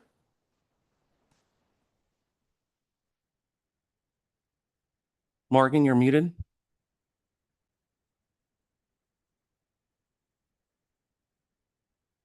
We still can't hear you, Morgan. There we are. Thank you very much. There Am I able to be heard and seen?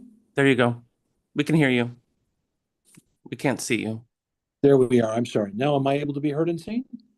We can hear you. Go ahead. Okay, perfect. Thank you. All right.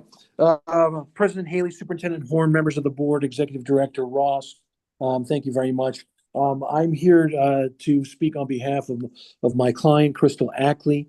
We did enter into an agreement, a negotiated settlement agreement whereby she is accepting a 9-month suspension for conduct that was not ideal. She is remorseful for the choices that she made. She is grateful for the settlement agreement that was negotiated. I would note that the efforts of Nicholas Peroni were very, very helpful in allowing us to obtain this settlement agreement. And Ms. Malicio is obviously distressed that she's going to have to be suspended for a time. Teaching is what she loves, but she does understand that she made mistakes, and she is going to correct them. As part of the settlement agreement, she will be required to take some courses and get domestic violence counseling, alcohol abuse management tools, and such. But we're grateful for the agreement. We would just ask that the board and all its members agree to it and wish her luck. Thank you very much. President Haley, Superintendent Horn, members of the board. Next up is Joan Leonard, followed by Morgan Bigelow, and then we'll bring Sarah Stark back up to speak to another case. So, Joan Leonard. Hello, board members. Thanks for taking out this time to listen to my repeat of my innocence. While sitting here today from 9 a.m. until now, I listened closely to each speaker and how sincere and dedicated they are about successfully educating our students. I wanted to add my goals as an educator. Teachers are obligated to teach, promote, and strengthen our students educationally, physically, and morally. All students have the right to be educated in a safe learning environment. As the pledge goes with the Avondale Elementary School District 44, with no exceptions. From 2013 until 2023, I have proved to be an exceptional, loving, and understanding teacher. My wanting to be a teacher wasn't only financially, but it was especially to teach all students with respect, love, and honesty. If I failed my students at any time, I would not only be failing them, I will have been failing first my God Jehovah, my family, and myself. I really enjoy teaching my teaching position from Star Academy to Desert Thunder. My 9.5 years refusing to be late to work and missing only one day out of the entire 9.5 years, in which in 2022, I was chosen as a nominee for the Teacher of the Year for the Avondale School District. Over and over at every investigating meeting, I have fought for my innocence. I have repeatedly denied the accusation and that was made against me. I will continue to do so for the rest of my life. I have never and will ever put my hand on any student to harm them at all. So that is it. Thank you for listening, members. President Haley, Superintendent Horn, members of the board. Next up is Morgan Bigelow, followed by Sarah Stark. Morgan. Good afternoon, President Haley, members of the board. I am here on behalf of my client, Leonard Deffler. I have no further comments today, but I am available if you have any questions. President Haley, Superintendent Horn, members of the board. Next up is Sarah Stark. Hello again, I'm Sarah Stark, and I'm here on behalf of my client, Ms. Colburn-Belinsky. This is 9C1. I filed a written motion in connection with this agenda item as well, but I just wanted to highlight a few points. The decision in this matter was not justified by the evidence presented during the hearing. Significantly, the decision was based on inconsistent and contradictory statements from a few students, which the evidence established had other plausible ulterior motives for lodging the accusations. In addition, my client consistently denied making the statements and presented credible testimony from character witnesses indicating that they had never observed my client exhibiting the type of behavior the students complained of. The state has the burden of proof in disciplinary actions, and when the evidence presented consists of he said, she said allegations and denial by the alleged speaker, the state is required to provide something more to meet its burden of proof and tip the scales in its favor. There was also concern regarding the PPAC's understanding of the evidence that was actually presented, as the deliberations frequently referenced inaccurate evidence as a basis for the decision. Finally, even if the state had proven the allegations, which it did not, a 1-year suspension for conduct that occurred over 3 years ago is excessive. Notably, the board's disciplinary matrix, which was adopted in 2017, suggests a 1-year suspension for substance abuse, criminal conduct, and inappropriate sexual communications with students. To impose the same penalty in this case, even if the allegations were true, which we maintain still that they are not, completely runs afoul of the board's own disciplinary guidelines.